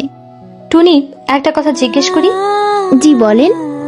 তোমার স্যার অনেক বড় লোক, তাই না? কি হবে, এত টাকা দিয়ে বলেন? মানুষটাকে ভালোবাসারই তো কেউ নেই। ভালোবাসার বিনিময়ে শুধু পেয়েছে বিশ্বাসঘাতকতা। এত টাকার কি মূল্য? আমি স্পষ্ট দেখলাম কথাগুলো বলতেই টুনি চোখ ছলছল করছিল। তাই প্রসঙ্গ পাল্টে দিলাম, আর কিছু জানতে চাইলাম না। তোমার সাথে গল্প করতে আমার খুব ভালো লাগে। আমারও আপনাকে খুব আপন মনে হয়। তাহলে আজ সারা রাত তুমি আর আমি গল্প করব। এই তো গল্প করছি। করছি, আরো করবো সারা রাত। কথা বলতে বলতে আমার চায়ের কাপটা খালি হয়ে গেল। টুনি আমার হাত থেকে কাপটা নিয়ে নিল। এবার লক্ষ্মী মেয়ের মতো ঘুমিয়ে পড়ুন। সে কি কথা, আমরা তো গল্প করব। করব, তবে আজ নয়, স্যার ভুলে গেছেন। আজ যেন আপনি ঠিক মতো ঘুমান, আপনার বিশ্রাম দরকার, তাই আজ আর রাত জাগা যাবে না। বলি টুনি আমাকে শুইয়ে দিয়ে আমার গায়ের উপর চাদরটা টেনে দিয়ে লাইট অফ করে দিয়ে চলে গেল। আমি চোখ বন্ধ করতে মনে হলো কেউ আলতো করে আমার কপালে চুমু এঁকে দিল। আমি চোখ খুলে ফেললাম। না, এটা শুধু আমার ভাবনা ছিল। যখন মানুষের সাথে তার চিন্তা ভাবনার বাইরে কিছু ঘটে, তখন ওই ঘটনাটাই বারবার মাথায় ঘুরে। আমার সাথেও তাই ঘটছে। সেজন্যই আমার মস্তিষ্কে সেই ঘটনার পুনরাবৃত্তি ঘটছে। কারণ ওই মানুষটার থেকে এমন কিছু আমি আশা করা তো দূরের কথা, কল্পনাতেও ভাবিনি। অথচ সেটাই হয়েছে আমার সাথে। আজ অনেকগুলো দিন পর আমার ভেতরটা শান্ত, তাই হয়তো সারাদিন ঘুমানোর পরেও এখনো আমার চোখের রাজ্যে ঘুম। মনে হচ্ছে কেউ আমার হাত ধরে আমাকে টেনে নিয়ে যাচ্ছে ঘুমের দেশে রাজত্ব করতে। হয়তো সেটা অয়ন চৌধুরী ব্যতীত অন্য কেউ নয়।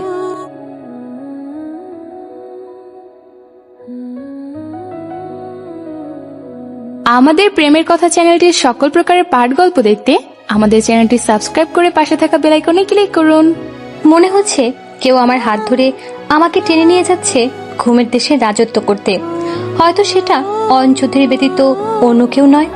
আজ অনেকদিন পর খুব সুন্দর একটা সকাল হলো। কোনো দুশ্চিন্তা ছাড়াই আমার সকাল হলো। এটাকেই বলে প্রকৃত সকাল। আমি বারান্দায় দাঁড়িয়ে সকাল হওয়া দেখছিলাম। ঠিক তখনই টুনির আগমন ঘটে। ঘুম কেমন হলো? খুব সুন্দর। সুন্দর? আমি সুন্দর বলায় টুনি অবাক হয়েছে। তার টুনিকে দেখলেই বোঝা যাচ্ছে। হ্যাঁ, সুন্দর। ঘুম আবার সুন্দর হয় নাকি? ঘুম হয়তো ভালো হয়, নয়তো খারাপ হয়। হয় টুনিমুনি, ঘুমও সুন্দর হয়। টুনি আমার কথা শুনে অবাক হচ্ছে। কিছু কিছু অনুভূতি চাইলেও কারো সাথে ভাগ করা যায় না, তাই আমিও এই অনুভূতিটা টুনির সাথে শেয়ার করতে পারছি না। তবু আমার ভালো লাগছে, এক অন্যরকম ভালো লাগা কাজ করছে। আপনি চা শেষ করেন, আমি আপনার নাস্তা ব্যবস্থা করি। প্রয়োজন নেই, আমি বাসায় গিয়ে মার সাথে খাবো। আমি না যাওয়া পর্যন্ত মা কিচ্ছু খায় না। কিন্তু স্যার তো। তোমার স্যারকে বলো আমি খেয়েছি। তাহলে আমি ড্রাইভারকে বলছি গাড়ি বের করতে, আপনি রেডি হয়ে নিন। আমি আর টুনিকে বাধা দিলাম না, কারণ টুনিকে বললেও শুনবে না, আর ওর স্যারের নির্দেশ ও অমান্য করবে না। তাই বাধ্য মেয়ের মতো টুনির কথা মতোই গাড়িতে করে ফিরলাম। তবে এর গণ্ডি গলির মোড় পর্যন্তই, এর পরে যাওয়ার অনুমতি নেই। ইদানিং প্রতিদিনই সকালের নাস্তা নিয়েই বাসায় ফিরি। মা অনেক খুশি হয় যখন আমার হাতে কিছু দেখে। কিরে, আজ তুই খাবার নিয়ে এসেছি? হ্যাঁ অনুতনু, তোমার আর বাবার জন্য। তোকে না নিষেধ করলাম? সব নিষেধ শুনতে হয় না মা। আজকে নাস্তার জন্য কি বানিয়েছো মা? কিছুই না, তুই নাস্তার জন্য প্রতিদিনই তো কিছু না কিছু নিয়ে আসিস, তাই তো কিছু বানাইনি। দেখলে তো, তাহলে আজ যদি আমি খালি হাতে আসতাম তাহলে আমার অনু আর তনু কি খেয়ে যেত? সে আমি কিছু একটা বানিয়ে দিতাম। তুমি তো রান্না করোই, একবেলা না হয় না করলে। সেই তো ডাল ভাত ছাড়া তেমন কিছুই করতে পারি না। কতদিন ধরে তোদের ভালো মন্দ কিছু রান্না করে খাওয়াতেও পারি। কথাটা বলতেই একটা চাপা নিঃশ্বাস বেরিয়ে এলো মার। মার চোখগুলো ছলছল করছিল। মার কষ্টটা বুঝতে পারছিলাম। আমার সাধ্যের বাইরে তো আমিও কিছু করতে পারছিলাম না। আর একসাথে মাকে এত টাকা দিলে যে মাও সন্দেহ করবে। না পারছি পরিবারের কষ্ট দেখতে, না পারছি কিছু করতে। সংসারের মেয়েগুলো এত অসহায় কেন হয়? কেন মেয়েগুলোর ইচ্ছে থাকা সত্ত্বেও তারা নিজের পরিবারের জন্য কিছু করতে পারে না?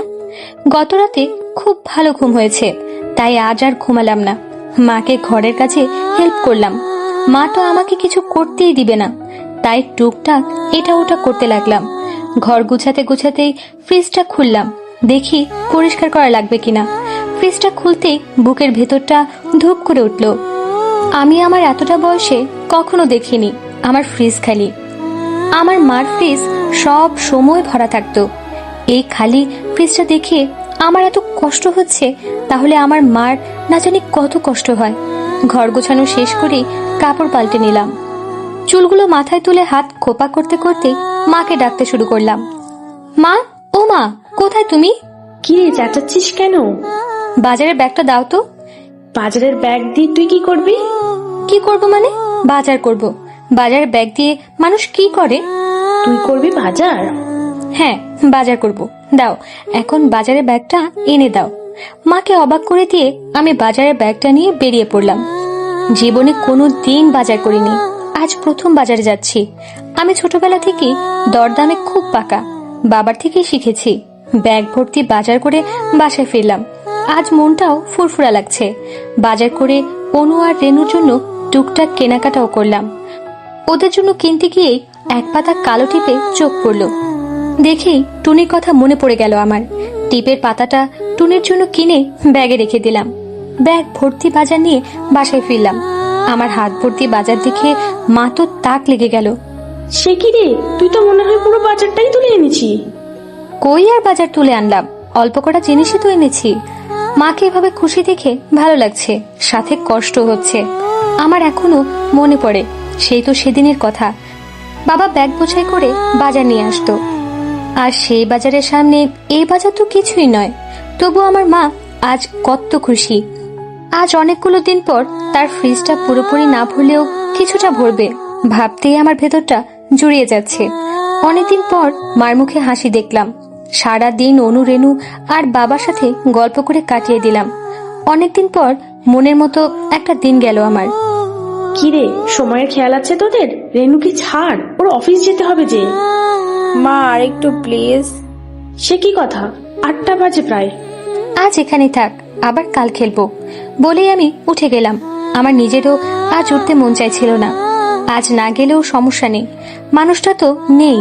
তবে না গেলে মা যদি সন্দেহ করে, এই রাতে চলে যাওয়াই ভালো হবে। টুনিটাও তো আমার অপেক্ষা করবে। গলির মোড়ে আসতেই দেখি তার গাড়িটা দাঁড়িয়ে আছে। আমি চলে এলাম টুনির কাছে। এতক্ষণে আসার সময় হলো? সেই কখন থেকে অপেক্ষা করছিলাম। রাগ করলে? আপনার উপর কি রাগ করতে পারি? আসুন। টুনি আমার হাত ধরে টেনে আমাকে উপরে নিয়ে গেল। খেয়ে আসেননি তো? সন্ধ্যায় খেয়েছিলাম। খেয়েছি শুনে টুনি চোখ বড় বড় করে আমার দিকে তাকালো। আর ঘন্টাখানেক গেলে আবার খেতে পারবো। ঠিক আছে, আর যেন না শুনি খেয়ে এসেছেন। আমি টুনির হাত ধরে ওকে পাশে বসিয়ে বললাম, কি করব বলো, মা যে না খেয়ে বের হতে দিতে চায় না। মা? হ্যাঁ মা। ঠিক আছে, তাহলে অল্প খেয়ে আসবেন, কিন্তু আমার সাথেও খেতে হবে। আচ্ছা, খাবো। মা শব্দটা শুনে টুনির মুখটা কেমন যেন ফ্যাকাশে হয়ে গেল। দেখে বুঝতে পারছি ওর ভেতরে কোনো একটা ঝড় বইছে। টুনি? জি। মাকে খুব ভালোবাসো, তাই না? মায়ের কথাটা বলার সাথে সাথেই টুনি আমাকে হুট করে জড়িয়ে ধরল। ওর জড়িয়ে ধরার মাঝে অনেক কষ্ট ছিল, যা আমি খুব করে অনুভব করতে পারছিলাম। এই মায়া ভরা হাসি মুখ মেয়েটার মাঝেও অনেকগুলো কষ্ট লুকিয়ে আছে, আর আজ আমি ওর কষ্টগুলোতে নাড়া দিয়ে বসলাম। বেশ অনেকক্ষণ টুনি আমাকে জড়িয়ে ধরে রাখলো। মেয়েটার কান্নাটাও ভারী ভিন্ন। এত কাঁদলো, তবে একটুও শব্দ করলো না, একটা গঙ্গানিও দিল না। আমি টুনির জন্য পানি আনতে উঠতে নিলেই টুনি আমার হাতটা ধরে বলে, শুনবেন আমার মায়ের কথা? আমি টুনির মাথায় হাত রেখে বললাম, হ্যাঁ শুনবো, সব শুনবো বলেই টুনির হাত থেকে হাতটা ছাড়িয়ে ওর জন্য পানি ঢেলে এনে দিলাম। আগে পানিটা খাও। কষ্টে মেয়েটার মুখ দিয়ে পানিও যাচ্ছে না। এক ঢোক পানি খেয়ে টুনি আমার দিকে চোখ তুলে তাকায়। কি মায়া সেই চাহনিতে। জানেন, আমার মা না দেখতে আপনার মতো ছিল। আমি আপনার মাঝে আমার মাকে দেখতে পাই। ও আমার মাঝেও ওর মাকে দেখতে পায়। কথাটা শুনে আমার বুকের ভেতরটা কেমন করে উঠল। টুনিটা আমার অনুর বয়সী, তাই এখন টুনির মাঝে আমি আমার অনুকেই দেখতে পাচ্ছি। টুনি বলতে শুরু করলো, আমার মার বাবা আমার মাকে খুব অল্প বয়সে বিয়ে দিয়ে দেয়। আমার মা না অনেক রূপবতী ছিল না, তবে মায়াবতী ছিল। আমার মায়ের গায়ের রং দুধে আলতে ছিল না, তবে একবার দেখলে আবার তাকাতো মায়ের দিকে। ঠিক অবিকল আপনার চোখের মতো ছিল আমার মায়ের চোখগুলো। বিয়ের বছর পরেই মার কোল জুড়ে আসলাম আমি। খুব শখ করে মা আমার নাম দিয়েছিল টুনি। বাবার সাথে মায়ের সম্পর্ক ভালোই ছিল, কখনো কোনো ঝগড়া দেখিনি। একদিন মাঝরাতে মায়ের চিৎকারে আমার ঘুম ভেঙে গেল। আমার দাদির সাথে অন্য ঘরে ছিলাম। আমি মার চিৎকার শুনে উঠতে চাইলে দাদি আমাকে বাধা দেয়। তবু আমি দাদির বাধা উপেক্ষা করে দৌড়ে ঘর থেকে বেরিয়ে দাওয়ায় চলে এলাম। এসেই দেখি অন্য পাশে মায়ের ঘরের দাওয়ায় মা বসে কাঁদছে। বাবা বাড়ি থেকে বেরিয়ে গেল। আমি দাঁড়িয়ে দাঁড়িয়ে মায়ের আর্তনাদ শুনতে লাগলাম। মা বলছিল, আপনি যাইয়েন না, আমার কথা শুনেন, যাইয়েন না আপনি। আমি ওইটুকু মানুষ, কি বা বলতাম। পা টিপে টিপে মায়ের কাছে গিয়ে দাঁড়ালাম। মা আমাকে জড়িয়ে ধরলো। তারপর কয়েকদিন বাবাকে দেখিনি, কোথায় ছিল জানি না। আমি মাকে জিজ্ঞাসা করলাম, মা বাজান কই গেছে, আহে না কি লেগা? আমার পরানটা বাজানের লেগা কেমন কেমন করে মা। মা আমাকে জড়িয়ে ধরে শুধু কাঁদে। জানি না রে মা, তোর বাপে কই গেছে, আমার কপাল পুড়ছে রে মা, আমার কপাল পুড়ছে। ওই সময় বুঝিনি কপাল পোড়া জিনিসটা কি। তখন বুঝিনি আমার মার কপাল কিভাবে পুড়লো। আমি মার কপালে তাকিয়ে দেখলাম মার কপালে তো কোনো পোড়া দাগ নেই। তাহলে মা কেন বলল তার কপাল পুড়েছে? ওই সময় ব্যাখ্যা চাওয়ার চাইতে আমার মায়ের চোখের পানি মুছে দেওয়াটা বেশি গুরুত্বপূর্ণ মনে হয়েছিল। তাই আমি আর মার কাছে জানতে চাইনি। মা গো, কপাল পোড়া কি জিনিস? তার কিছুদিন পর বাবা আসলো। বাবাকে দেখতে বিধ্বস্ত লাগছে। তখন এত কিছু আমি বুঝি না। আমি তো আমার বাবাকে দেখেই খুশি হয়ে চিৎকার করে উঠলাম, মা বাজান আইছে। চিৎকার করতে করতে বাবার কাছে দৌড়ে গেলাম। বাবা আমাকে কোলে তুলে চুমু খেলেন। মা কলপারে পানি তুলছিলেন। কলস ফেলে মাও দৌড়ে এসে দাওয়ায় দাঁড়ায়। বাবা কাছাকাছি আসতেই বলে উঠলেন, আপনি আইছেন? আহারে, চোখ মুখ খান হুগাই গেছে। আপনি কলপারে যান, আমি আপনার লেগে গামছা লইয়া আহি। গোসল দিয়া গরম ভাত খাইবেন। তারপরের কয়টা দিন বাবাকে মায়ের সাথে কোনো খারাপ ব্যবহার করতে দেখিনি, আর ঝগড়াও করতে দেখিনি। তারপর একদিন, মফিজ মিয়া বাড়ি আসনি? ও মফিজ মিয়া বাড়ি আসনি? কে ডারে ডাকে? আরে মিয়া, আমি জব্বার আলী। আরে জব্বার মিয়া যে, আহো মিয়া বাড়ির ভিতরে আহো। ও টুনির মা কই গেলা? জব্বার মিয়ার লাইগা দানা পানির ব্যবস্থা করো। না না, দানা পানি অন্যদিন হইব, আজকে একটা দরকারি কামে আইছি। কি কাম কও মিয়া? জব্বার আলী ফিস ফিস করে বাবাকে বলল। একদল বড় পার্টি আইছে। কথাটা বলেই তারা একে অপরের মুখ চাওয়াচাওয়ি করে। আমি পাশেই দাঁড়িয়েছিলাম। এদিকে আহো। জব্বার কাকা বাবাকে সাইডে নিয়ে গিয়ে কি যেন বলল। বাবা তাকে বিদায় করে দিয়ে তড়িঘড়ি করে ঘরে গেলেন। ও টুনির মা ট্যারাঙ্কের চাবিটা দাও তো। বাবার যেন তর সইছিল না। মা রান্নায় ব্যস্ত ছিল। বাবা তাড়াহুড়ো করে বেরিয়ে আসে। মার আঁচল থেকে চাবিটা নিয়ে আবার ঘরে যায়। শুধু ট্রাঙ্ক খোলার খট করে শব্দ পেলাম। কি করলো কিছুই জানি না। মাকে চাবিটা দিয়ে একটু কাজ আছে বলে বাবা চলে গেল। মা পিছন থেকে চিৎকার করতে লাগলো, আপনি খাইবেন না? রাইতে আইয়া খামু। সেদিন অনেক রাতে বাবা বাড়ি ফেরে। বাবার মুখ চোখ কেমন যেন লাগছে দেখতে। বাবাকে দেখেই মা আমাকে বলল, মা যাও, দাদির লগে গিয়া ঘুমায় পড়ো। আমি বের হতে হতে শুনলাম, আপনি হাত মুখ ধুয়ে আহেন, আমি ভাত বাড়ি আপনার লাইগা। না, ভাত খামু না। কেন খাইবেন না? কি হয়েছে আপনার? খামু না কইছি খামু না, এত প্রশ্ন করস কেন? আমি দাদির কাছে চলে এলাম। তাও আমার ঘুম আসছিল না। পরে কখন ঘুমিয়ে পড়েছিলাম জানি না। আবার মাঝরাতে মার আর্তনাতে আমার ঘুম ভেঙে গেল। মা চিৎকার করে কাঁদছে। ওইটা নিয়েন না, ওইটা টুনির লাইগা বানাইছি, আপনার আল্লাহ দোহাই লাগে, ওইটা নিয়েন না। তখনও বুঝিনি বাবা কি নিয়ে যাচ্ছে আর মা কেন বাধা দিচ্ছে।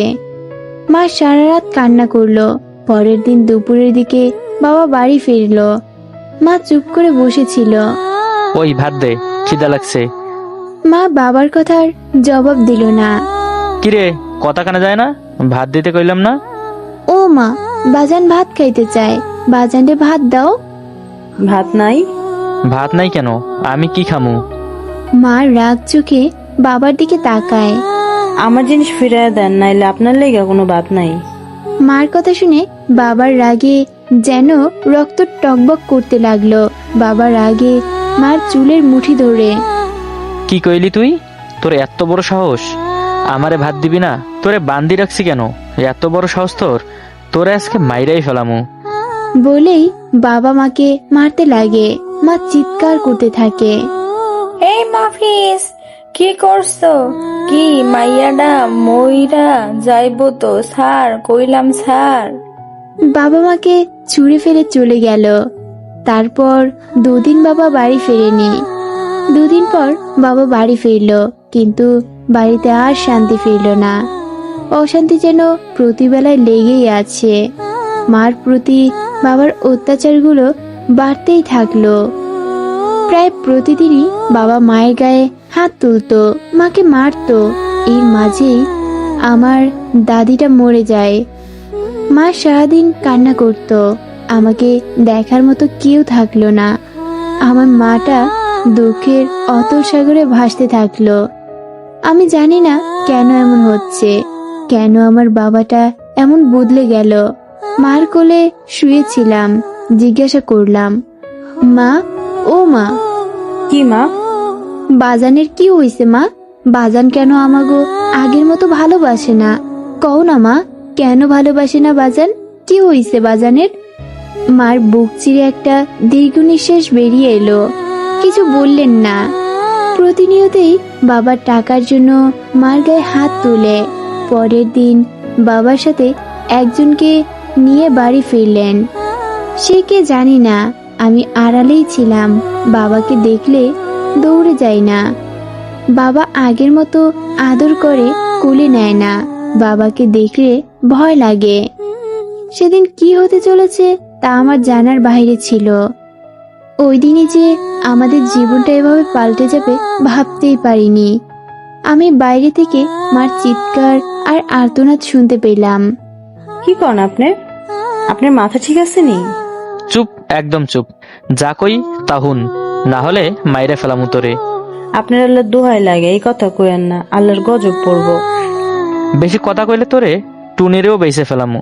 পরে বুঝতে পারলাম বাবা জুয়ার নেশায় সব টাকা পয়সা শেষ করে ফেলেছে।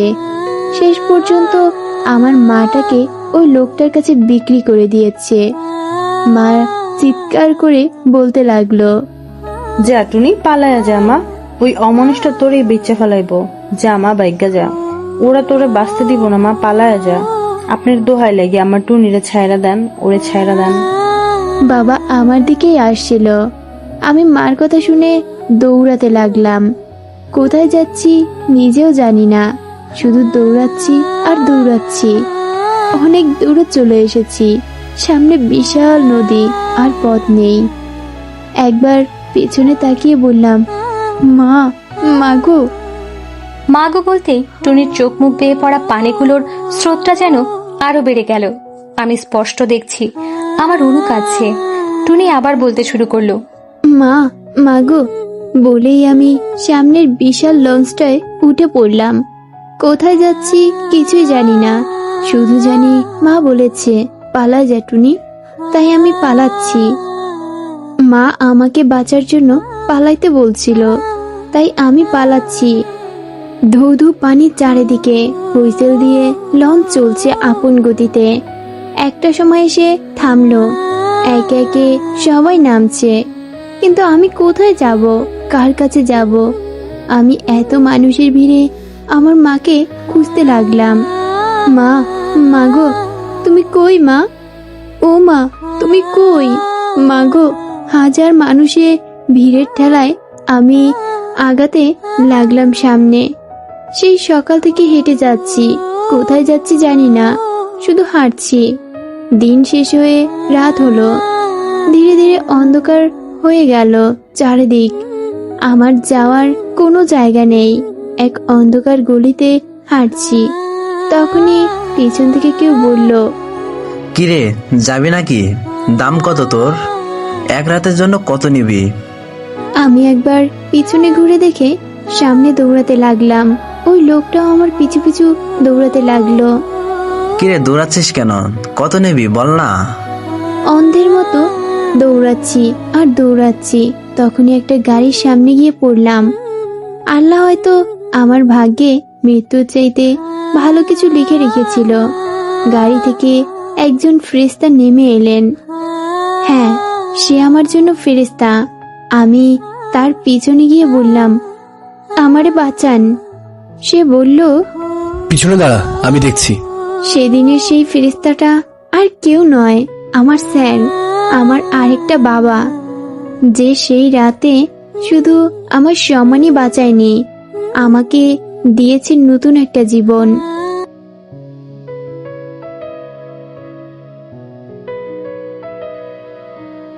আমাদের প্রেমের কথা চ্যানেলটির সকল প্রকারের পাঠ গল্প দেখতে আমাদের চ্যানেলটি সাবস্ক্রাইব করে পাশে থাকা বেল আইকনে ক্লিক করুন। সেই রাতে শুধু আমার সম্মানই বাঁচাননি, আমাকে দিয়েছেন নতুন একটা জীবন। সেখান থেকে উদ্ধার করে নিয়ে এলেন আমাকে এই বাড়িতে। এই বাড়ির একজন সদস্য হয়ে গেলাম। সেদিনের পর থেকে আজ 8 বছর ধরে মার বুকে যাই না। কত শত রাত কাটলো আমার মাকে ছাড়া, মায়ের বুক ছাড়া, মায়ের কোল ছাড়া। আমার জীবনের 8টা বছর মাকে ছাড়াই কাটলো। মার কোনো ছবিও নেই আমার কাছে, তবুও আজও মার চেহারাটা স্পষ্ট দেখতে পাই আমি। সেদিন যখন প্রথম আপনাকে দেখলাম, আমি 8 বছর পর আমার মাকে দেখলাম। সেটা স্বপ্নে নয়, বাস্তবতায় আপনার মাঝে। এই হলো আমার মায়ের গল্প।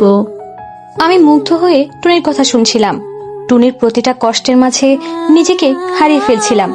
আজ নিজের কষ্টগুলোর বাহিরে কারো কষ্টগুলোকে এতটা কাছ থেকে অনুভব করলাম। এখন মেয়েটা অনেকটাই শান্ত হয়েছে। আমার দিকে তাকিয়ে টুনি একটা হাসি দিল, একটা প্রশান্তির হাসি। মনে হয় এতদিনের সব জমানো কথাগুলো বলতে পেরে মেয়েটা নিজেকে হালকা অনুভব করছে। কথায় কথায় যে কখন এতটা সময় পার হয়ে গেছে দুজনের একজনও খেয়াল করিনি। টুনি উঠে যেতে নিলেই আমি পেছন থেকে ডাক দিলাম, টুনি। টুনি পিছন ফিরে তাকালো। জি। মাকে দেখতে ইচ্ছে করে না? টুনি দ্রুত গতিতে ঠিক একদম আমার কাছে এসে বসে বলল, খুব করে। কি মায়া মেয়েটার কথায়। যাবে মায়ের কাছে? আমার মায়ের কাছে? যাবে। মার কাছে যাব? হ্যাঁ, আমি নিয়ে যাব তোমাকে। তোমার মায়ের কাছে যাবে তুমি। টুনি আর কথা বলতে পারলো না। আমাকে জড়িয়ে ধরে আবার হাউমাউ করে কান্না করতে থাকলো।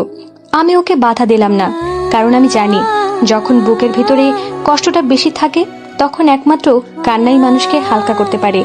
আর এই মেয়েটা তো 8টা বছর বুকের ভিতরে কষ্টগুলোকে লালন করেছে।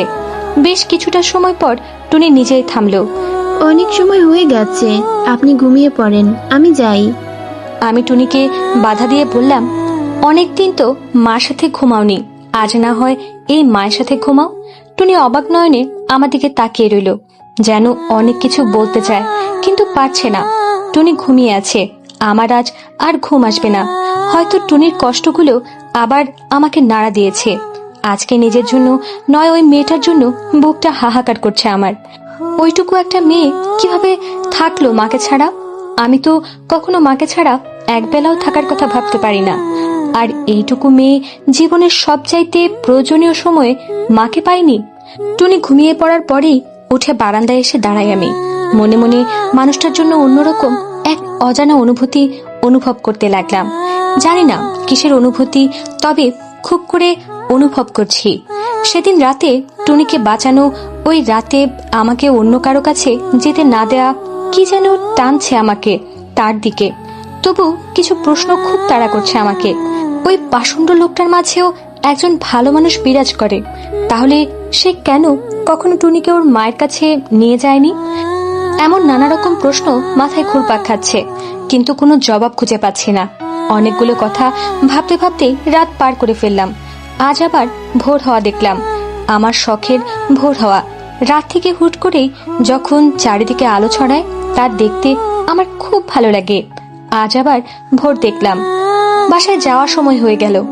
প্রশ্নগুলো তাড়া করছে, তাই থাকতে না পেরে টুনিকেই আবার জিজ্ঞেস করে বসলাম, একটা কথা বলি? একটা কেন, হাজারটা বলেন। তোমার স্যার তোমাকে কখনো নিয়ে যেতে চায়নি তোমার মায়ের কাছে? টুনি আমার কথা শুনে হেসে দিল। হাসছো যে? কতবার বলেছে, তবে আমার সাহস হয়নি সব বলতে, তাই কখনো বলা হয়নি, আর মায়ের কাছে যাওয়া হয়নি। আমি আজ আসি তাহলে। বলছি কি, স্যার নেই, এই সময়ে যাওয়াটা কি ঠিক হবে? যদি জানতে পেরে রাগ করেন?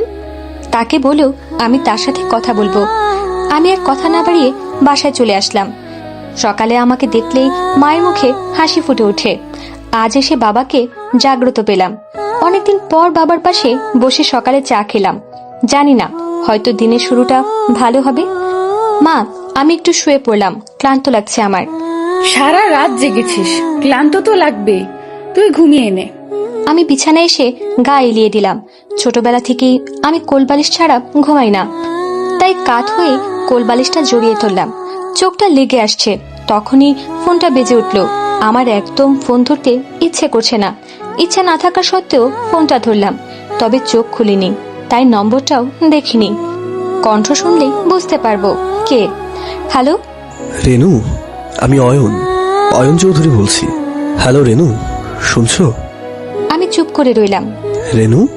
উনি এমন ভাবে রেনু বলে ডাকলেন যেন কত চেনা সে ডাক, কত প্রিয় তার ডাকের সুর। তার রেনু ডাকটা খুব ভালো লাগছে শুনতে। ইচ্ছে করছে আমি চুপ করেই থাকি, সে রেনু রেনু বলে ডাকতেই থাকুক, আর আমি শুনতেই থাকি। রেনু, কথা বলবে না? জি। কেমন আছো? ভালো, আপনি কেমন আছেন? এই প্রথম আমি তাকে কোনো প্রশ্ন করলাম, তার সাথে কথা বললাম। তার সাথে তো সেভাবে কথা বলার কোনো প্রয়োজন হয়নি আমার। আমিও ভালো আছি। রেনু? জি। টুনি বলল তুমি কিছু বলতে চাও, কোনো সমস্যা হয়েছে কি? টুনির সাথে কখন কথা হয়েছে? মাত্রই, শুধু বললো তুমি কিছু বলতে চাও। আমি কিছু বলতে চাই শুনেই সাথে সাথে ফোন দিয়ে দিলেন। হয়তো গুরুত্বপূর্ণ কিছু, তাছাড়া তো রেনু কথা বলে না। আমার কথা না বলাটাও সে লক্ষ্য করেছে, এতটা কাছ থেকে লক্ষ্য করেছে লোকটা আমাকে, অথচ আমি বলতেও পারি না। আমি কিছু বলবো শুনে ব্যাকুল হয়ে গেছেন। তার কণ্ঠ আমি স্পষ্ট ব্যাকুলতা অনুভব করতে পারছি। কেন এই ব্যাকুলতা তার? বলো না, কি বলবে? আমি টুনিকে ওর মায়ের কাছে নিয়ে যেতে চাই, তাই আপনার অনুমতি চাই। টুনিকে ওর মায়ের বুকে ফিরিয়ে দিতে চাই। কবে যাবে? কালই। আমি সব ব্যবস্থা করে দিচ্ছি। আর কিছু না। দুজনে কিছুক্ষণ নীরবতা পালন করলাম, তারপর সেই বলল, রেনু? জি। যদি সম্ভব হয় টুনির মাকে সাথে করে নিয়ে এসো। টুনিকে ছাড়া আমার বাড়িটা মরুভূমি হয়ে যাবে। নিয়ে আসবো। রাখছি তাহলে। জি, রাখুন। রেনু? জি। বলছি, সত্যি ভালো আছো? সত্যি ভালো আছি। আচ্ছা বেশ, রাখছি। এবার আর আমাকে কিছু বলার সুযোগ না দিয়ে সে ফোনটা রেখে দিল। আমি কিছুক্ষণ নাম্বারের দিকে তাকিয়ে রইলাম। নাম্বারটা একটা অদ্ভুত নামে সেভ করে ফোনটা পাশে রেখে শুয়ে পড়লাম আবার। অদ্ভুত নাম, রহস্য, কারণ মানুষটা আমার কাছে একটা রহস্য। আমি তাকে বুঝে উঠতে পারছি না। চোখ বন্ধ করতে শুনতে পেলাম, রেনু, আমি অয়ন চৌধুরী বলছি। সত্যি ভালো আছো? রেনু রেনু বারবার আমি তার ওই রেনু ডাকটায় হারিয়ে যাচ্ছিলাম। তার প্রতিটা ডাক, প্রতিটা কথা যেন বলছিল সে আমার কত দিনের চেনা, কত আপন মানুষ, যেন মানুষটা আমার আত্মার সাথে জড়িয়ে আছে। ঘুম থেকে উঠেই ছাদে পায়চারি করতে লাগলাম। তাকে তো বলে দিলাম আমি টুনিকে নিয়ে কালই যাব, কিন্তু মাকে কি বলবো? টুনিকে নিয়ে যাওয়া মানে কম হলেও একদিনের ব্যাপার, রাত হলে কিছু বলা লাগতো না, কিন্তু দিনের কথা কি বলবো? পড়ে গেলাম মহা চিন্তায়। আমি যখন খুব বেশি চিন্তায় থাকি তখন এভাবে পায়চারি করি, এটা বাসার সবাই জানে, তাই ভয়ও লাগছে। কেউ দেখে ফেললেও বুঝে যাবে আমি কিছু একটা নিয়ে চিন্তা করছি। আপু! হঠাৎ করে অনুটাকে চমকে উঠলাম আমি। কথায় আছে না, চোরের মনে পুলিশ পুলিশ, আমার এখন হয়েছে সেই অবস্থা। হ্যাঁ অনু, তুই? আপু, তুমি কি কিছু নিয়ে খুব চিন্তিত? না, কই না তো। না বললেই তো হলো না, তোমাকে দেখে বোঝা যাচ্ছে কিছু একটা তো হয়েছে। আরে না, কিছু না। না হলেই ভালো। আচ্ছা, যে জন্য এসেছিলাম, তোমার ফোন বাজছিল, উঠিয়ে দেখি তমা আপু, কিন্তু রিসিভ করার আগেই কলটা কেটে গেল। অনু আমাকে ফোনটা দিয়ে চলে গেল। আমার মুখে রাজ্যের হাসি ফুটে উঠল। তমা আমার বেস্ট ফ্রেন্ড, আমার ছোটবেলার সাথী, আমার সব বিপদের সঙ্গী, আমার সব ভালো মন্দের পরামর্শদাতা। ঠিক আমি বিপদে আছি তাই ও বুঝে গেছে। ওর কথা ভাবতে ভাবতেই আবার ফোনটা বেজে উঠল। হ্যালো। তোর হ্যালো ট্যালো রাখতো, আগে সত্যি করে বলতো তুই কেমন আছিস? আমি কেন, আমি তো ভালো আছি। তোর এই হেলিপনার উত্তর চাইনি, সত্যিটা বল। আরে বাবা, সত্যি বলছি, আমি ভালো আছি। সত্যি তো? সত্যি সত্যি সত্যি। এবার হলো? না, হলো না, তাও মেনে নিলাম। কেমন আছিস তুই? ভালো না, একদম ভালো না। কেন, কি হয়েছে? পরপর 2 দিন তোকে নিয়ে বাজে স্বপ্ন দেখলাম, এরপর কিভাবে ভালো থাকি বল? আমি ওর কথা শুনে হেসে দিলাম। দেখ, তুই একদম হাসবি না, তোর হাসি দেখলে আমার গা জ্বালা করে। আমি আরো জোরে হেসে দিলাম। এবার তমাও আমার হাসি শুনে হেসে দিল। দুজন অনেকদিন পর মন খুলে হাসলাম। ছোট বাবা কেমন আছে রে? বাবা এখন অনেকটাই ভালো আছে। উঠতে পারে? আমি একটা দীর্ঘ নিঃশ্বাস ছাড়লাম। না রে। ডাক্তাররা কি বলে? নতুন কিছু বলেনি আর। তো আমার বাবা ছোটবেলায় মারা যায়। সেই ক্লাস 1 থেকে আমরা একসাথে পড়ি। ওর বাবা আর আমার বাবা বন্ধু ছিলেন। তো আমার ছোটবেলা থেকে আমার বাবাকে ছোট বাবা বলে ডাকতো।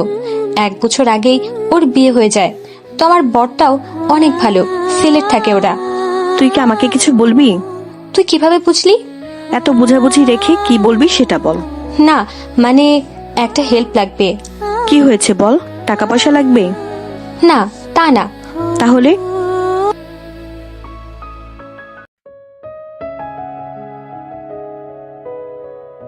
আমাদের প্রেমের কথা চ্যানেলটির সকল প্রকারের পাঠ গল্প দেখতে আমাদের চ্যানেলটি সাবস্ক্রাইব করে পাশে থাকা বেল আইকনে ক্লিক করুন। তো আমার বাবা ছোটবেলায় মারা যায়।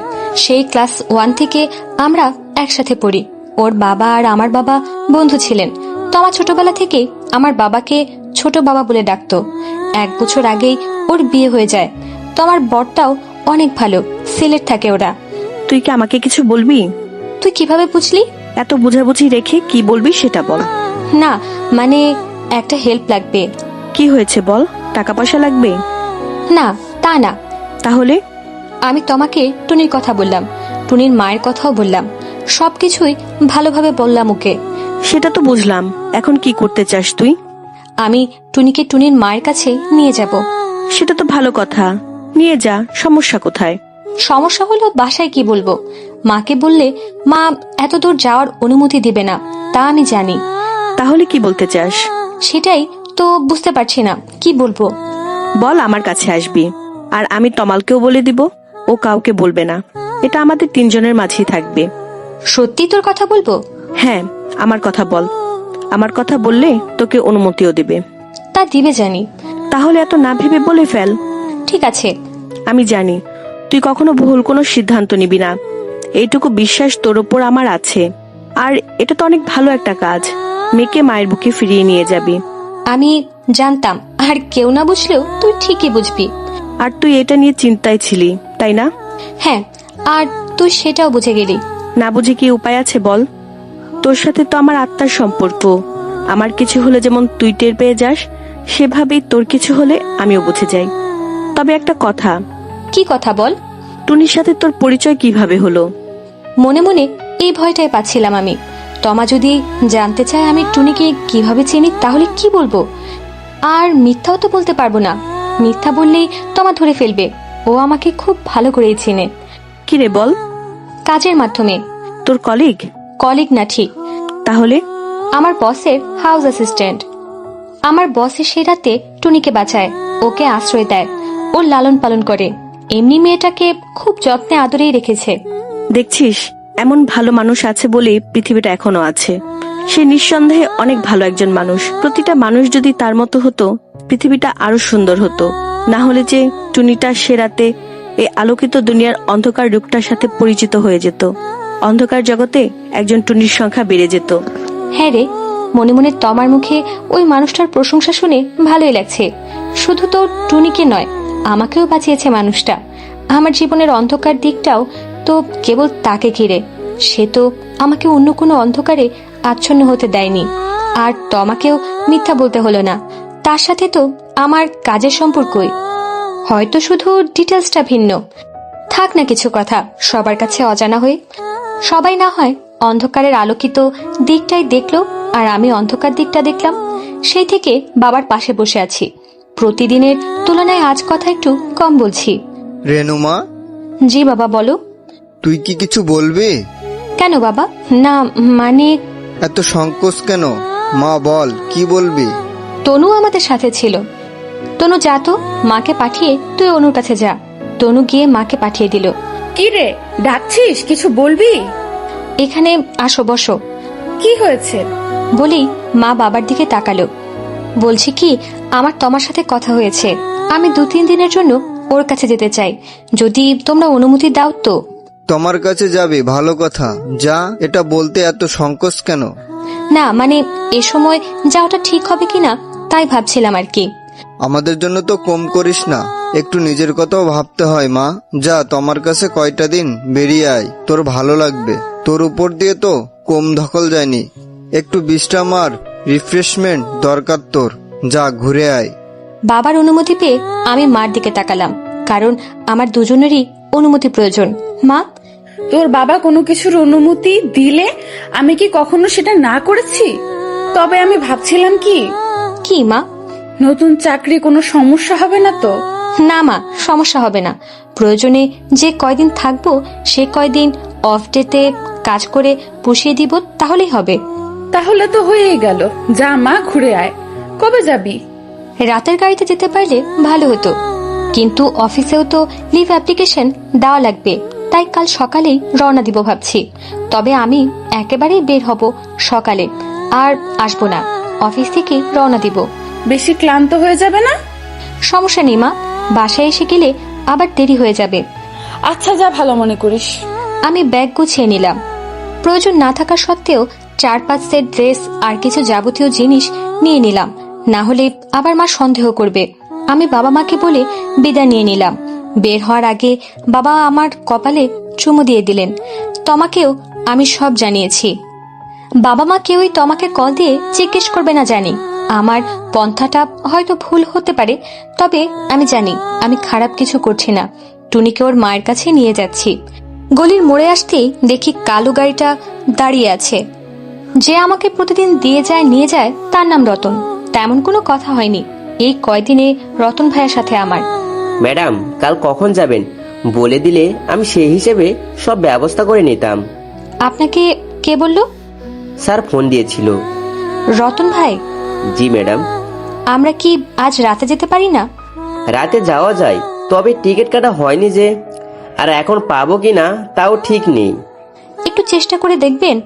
ঠিক আছে ম্যাডাম, আমি আপনাকে বাসায় পৌঁছে দিয়ে দেখছি কি করা যায়। আমাকে দেখেই টুনি আমার কাছে ছুটে এলো। আমি হাসি মুখে বললাম, তৈরি হয়ে নাও টুনি, আমরা তোমার মায়ের কাছে যাব। টুনি কিছু বলল না, তবে আমি টুনির চোখে স্পষ্ট হাসি দেখতে পেলাম। মানুষ যখন মন থেকে খুশি হয় তখন তার চোখগুলো হাসে, ঠিক যেমন এখন টুনির চোখগুলো হাসছে।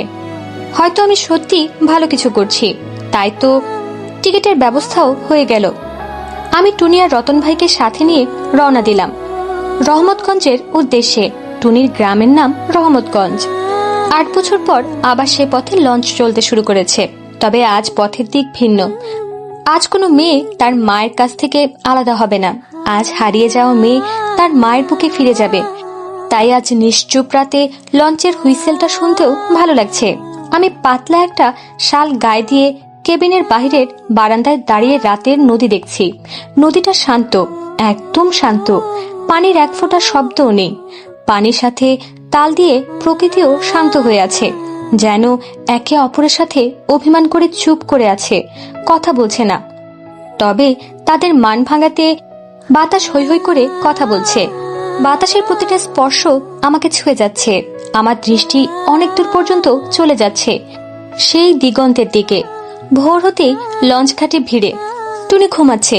ঘুমন্ত টুনিকে দেখতে একদম বাচ্চা বাচ্চা লাগছে। কেউ বলতেই পারবে না এই ছোট্ট মেয়েটা এতগুলো বছর নিজের জীবনটাকে একাই গুছিয়ে রেখেছে। আমি টুনির পাশে বসে ওর মাথায় হাত বুলিয়ে দিলাম। ঘুমের মাঝে টুনির মুখে একটা আলতো হাসি ফুটে উঠল। টুনি ঘুমের মাঝে বলে উঠল, মা। আমারও ঠোঁটের কোণে হাসি ফুটে উঠল। টুনির মুখে মা ডাকটা শুনতে খুব ভালো লাগছে। টুনিকে ডাক দিলাম, টুনি, মায়ের কাছে যাবে না? মায়ের কথা শুনে টুনি ধরপড়িয়ে উঠল। মা, মা কোথায়? লঞ্চ ঘাটে ভিড়ে গেছে। মায়ের কাছে চলে এসেছি। আর একটু পথ বাকি। আমরা লঞ্চ থেকে নামলাম। নামতেই টুনি থমকে গেল। কি হলো? টুনি আমাকে দেখিয়ে বলল, এখান থেকেই আমি আমার মায়ের থেকে দূরে চলে গিয়েছিলাম 8 বছর আগে। আজ আবার সেখানে দাঁড়িয়ে আছি। আজ আবার মায়ের কাছে ফিরে যাবে। রতন ভাই একটা ভ্যান ভাড়া করলেন। ঘাট থেকে টুনিদের গ্রাম রহমতগঞ্জ প্রায় ঘন্টা 2 পথ। গ্রামের আঁকাবাঁকা পথ দিয়ে আমরা যাচ্ছি। গ্রামের কাদামাটির একটা মিষ্টি গন্ধ এসে আমার নাকে লাগছে। নানা রকম পাখির ডাক শুনতে পাচ্ছি। ভ্যানে ওঠার পর থেকেই টুনি আমার হাতটা শক্ত করে ধরে আছে।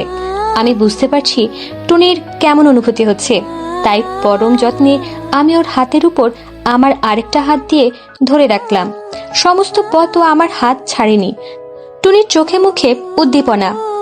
ভ্যানটা একটা মোড়ে এসে বামে যেতে নিলে টুনি চেঁচিয়ে ওঠে, ডানে যান ভাই। আমি বুঝতে পারলাম আমরা গন্তব্যের কাছাকাছি চলে এসেছি। এই মেঠো পথটার শেষ মাথায় এসে ভ্যানটা থামলো। সামনে একটা বাড়ি। টুনি ফ্যালফ্যাল করে বাড়িটার দিকে তাকিয়ে আছে। আমার বুঝতে বাকি রইল না আমরা টুনির মায়ের কাছে চলে এসেছি। ভ্যান থেকে নামতেই টুনি যেন আর পা চলছে না। টুনি সেখানেই দাঁড়িয়ে আছে, সামনে যাচ্ছে না, হয়তো যেতে পারছে না। আমি টুনির কাঁধে হাত রাখতেই টুনি আমার দিকে তাকায়। যাও টুনি, মা অপেক্ষা করছে যে। আমার কথা শুনে টুনি এক মুহূর্ত অপেক্ষা করলো না। মা, মা গো, আমি আইছি। মা, তুমি কই? মা, মা। মা বলে চিৎকার করে মাকে ডাকতে ডাকতে টুনি বাড়ির ভেতরে দৌড়ে গেল। মা মেয়ের পুনর্মিলনের দৃশ্য দেখার লোভ সামলাতে না পেরে আমিও টুনির পিছনে পিছনে দৌড়াতে লাগলাম। মা গো, আমি আইছি। মা, মা।